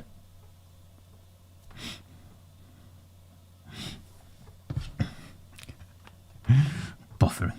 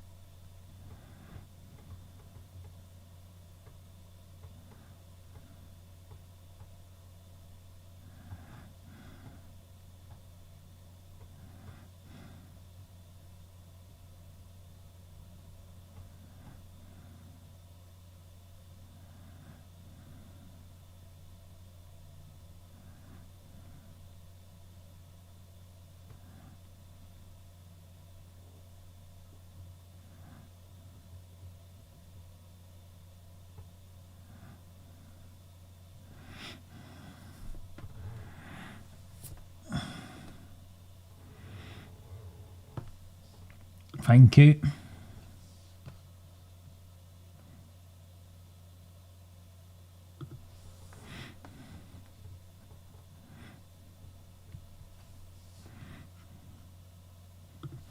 Waiting for Reform to see how many beans make 5.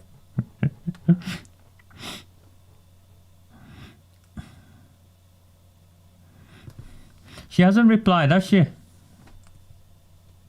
She hasn't replied. Thank you.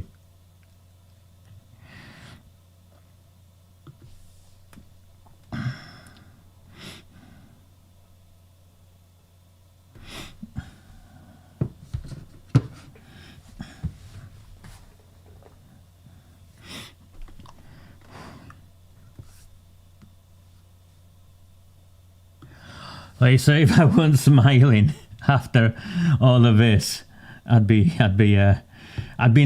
look worse than Brian Hoban. I'd age as bad as Hoban. The children, aren't they? It's just childish, absolute childish behaviour. This isn't about you people.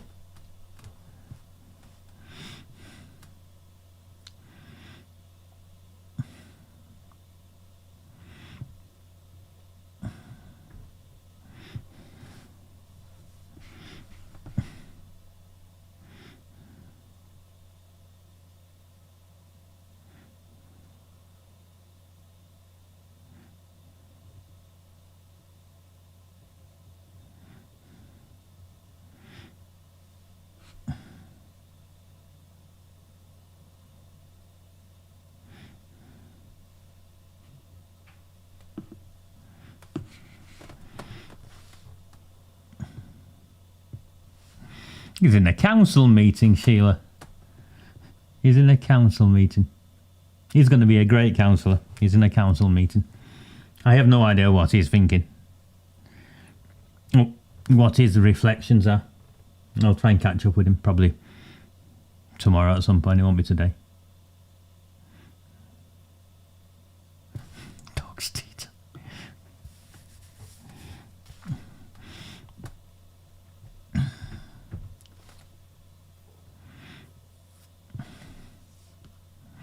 Thank you, Janet. I think I found my place in the world. You know, like you find your place in the world and where you're meant to be. And I think I've ended up where I'm meant to be. Took the long way around, but I've ended up where I think I'm meant to be.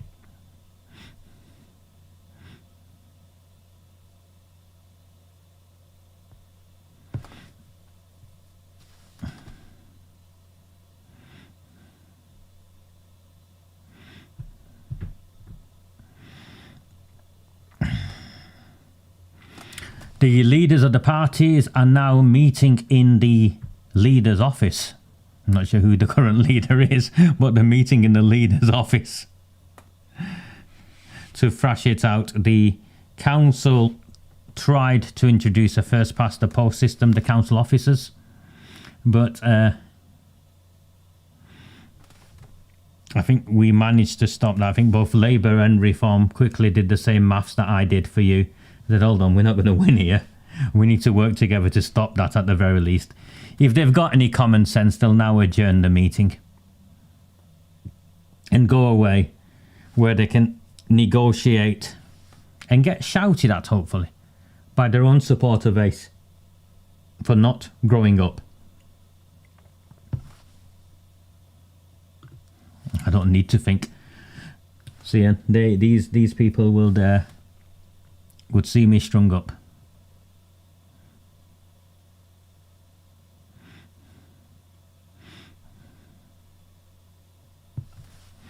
I'm glad you've had a productive afternoon, Sue. I've had an entertaining afternoon, I think.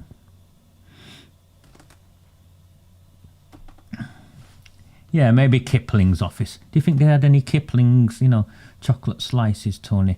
I like the chocolate slices. I think they're my favourite of my Kiplings. Maybe the apple pie ones are quite nice as well.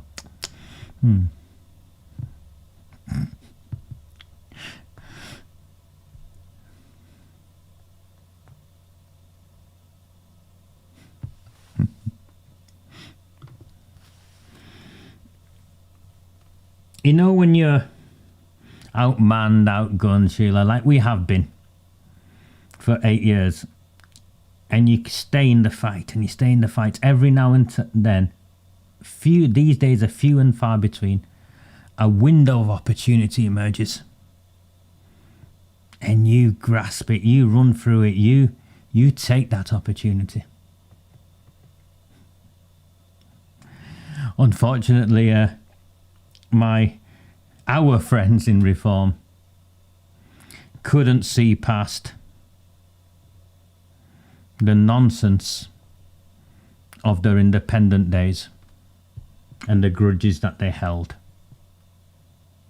They were not elected as independents. Many of them have tried to stand as independents and they got hammered each time, including my friend Gary. Hammered each time. The town said no to the independents when they stood, but they said yes to reform.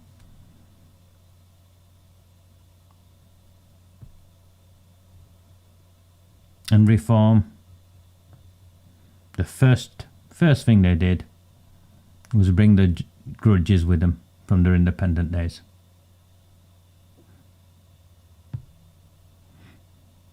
It's a deal on our terms though, isn't it, mate? It's a deal on our terms.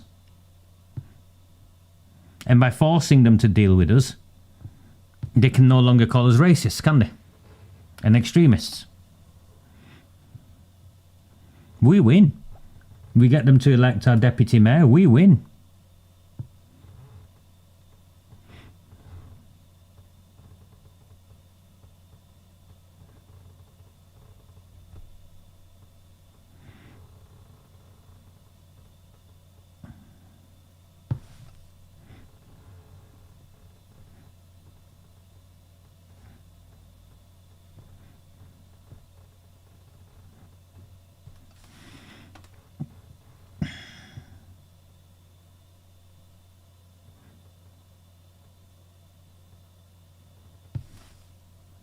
He's already included in the 18, Elaine. That man is already included in the 18. I'm going to type in my newsletter, please. It's pinned at the top.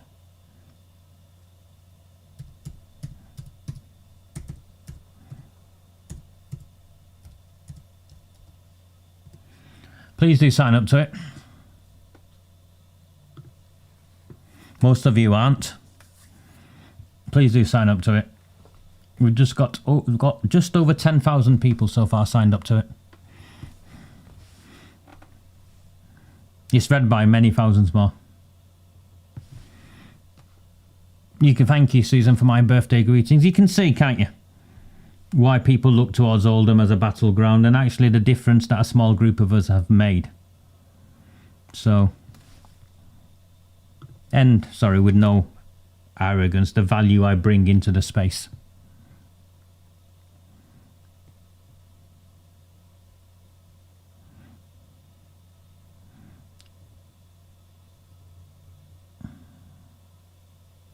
Yeah, I really hope they adjourn, Lisa.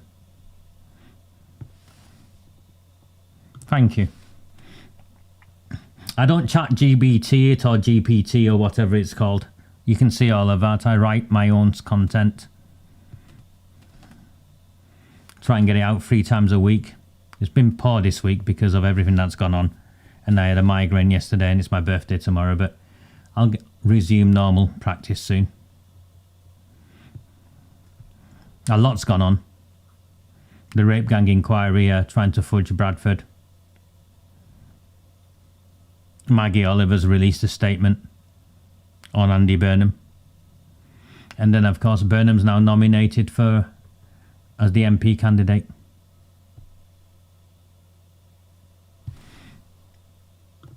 I think PayPal is the best one, mate. They take very little. PayPal's the best one.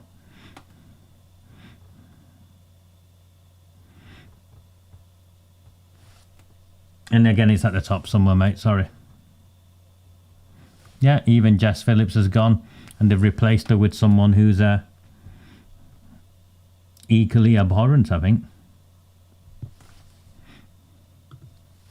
Natalie Fleet, yeah. Yeah, they're trying to hide behind the fact that she herself is a rape survivor. So they put not just a woman, they put a woman who's also a rape survivor as though it's an extra shield so we can't criticise. I'm sorry. I don't care. Once you enter a political position, the fact that you're a woman doesn't mean I can't criticise your decisions. You know, I'm doing it respectfully. I'm not saying it's because you're a woman.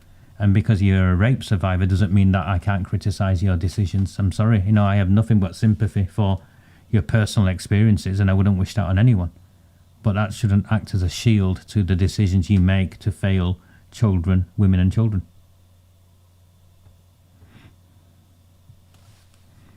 Thank you, mate. I'm grateful.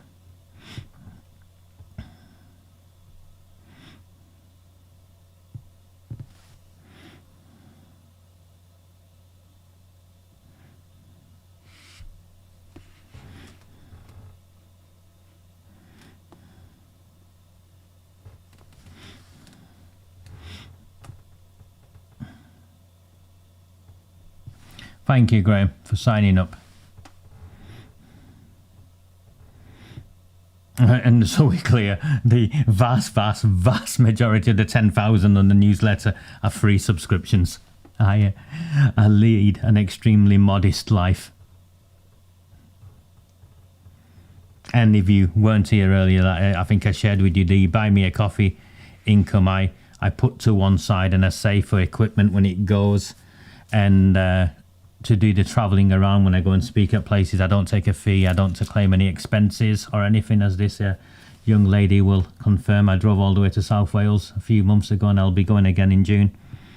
But we had a very good year last year, managed to put £20,000 aside, and I've taken up a space and just having it kitted out where we'll be able to do live, in-person training, as well as hopefully set it up in such a way where I can do interactive training.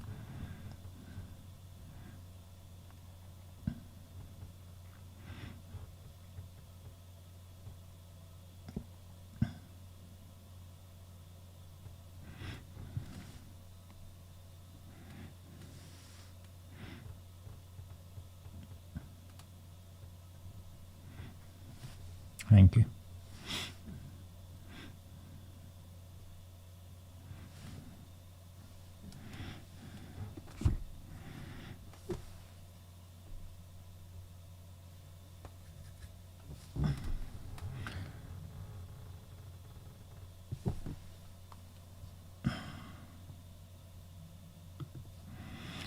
What do you want me to say about it? This is, in terms of the rape gang inquiry, I speak the truth and people jump on me.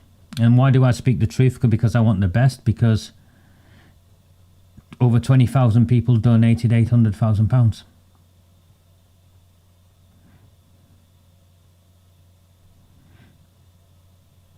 It's wrong, Lisa. What they're doing is wrong.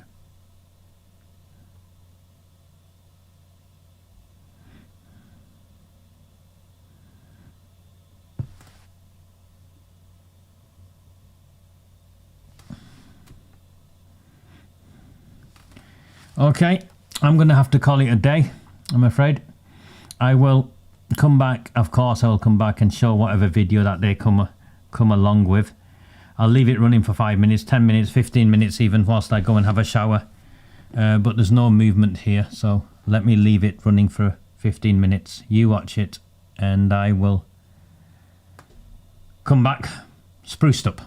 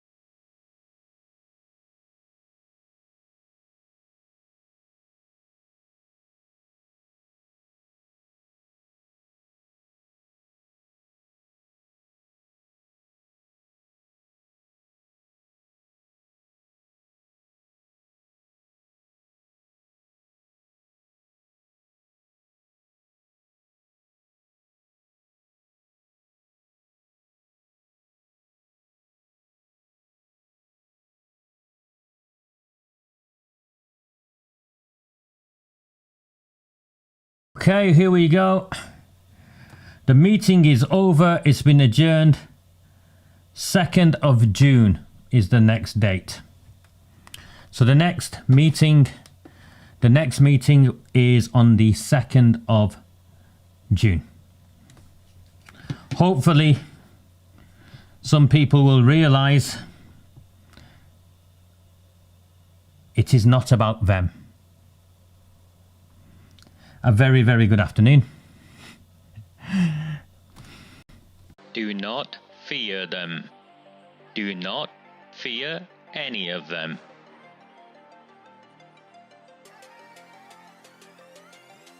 Do not fear them. Do not fear any of them.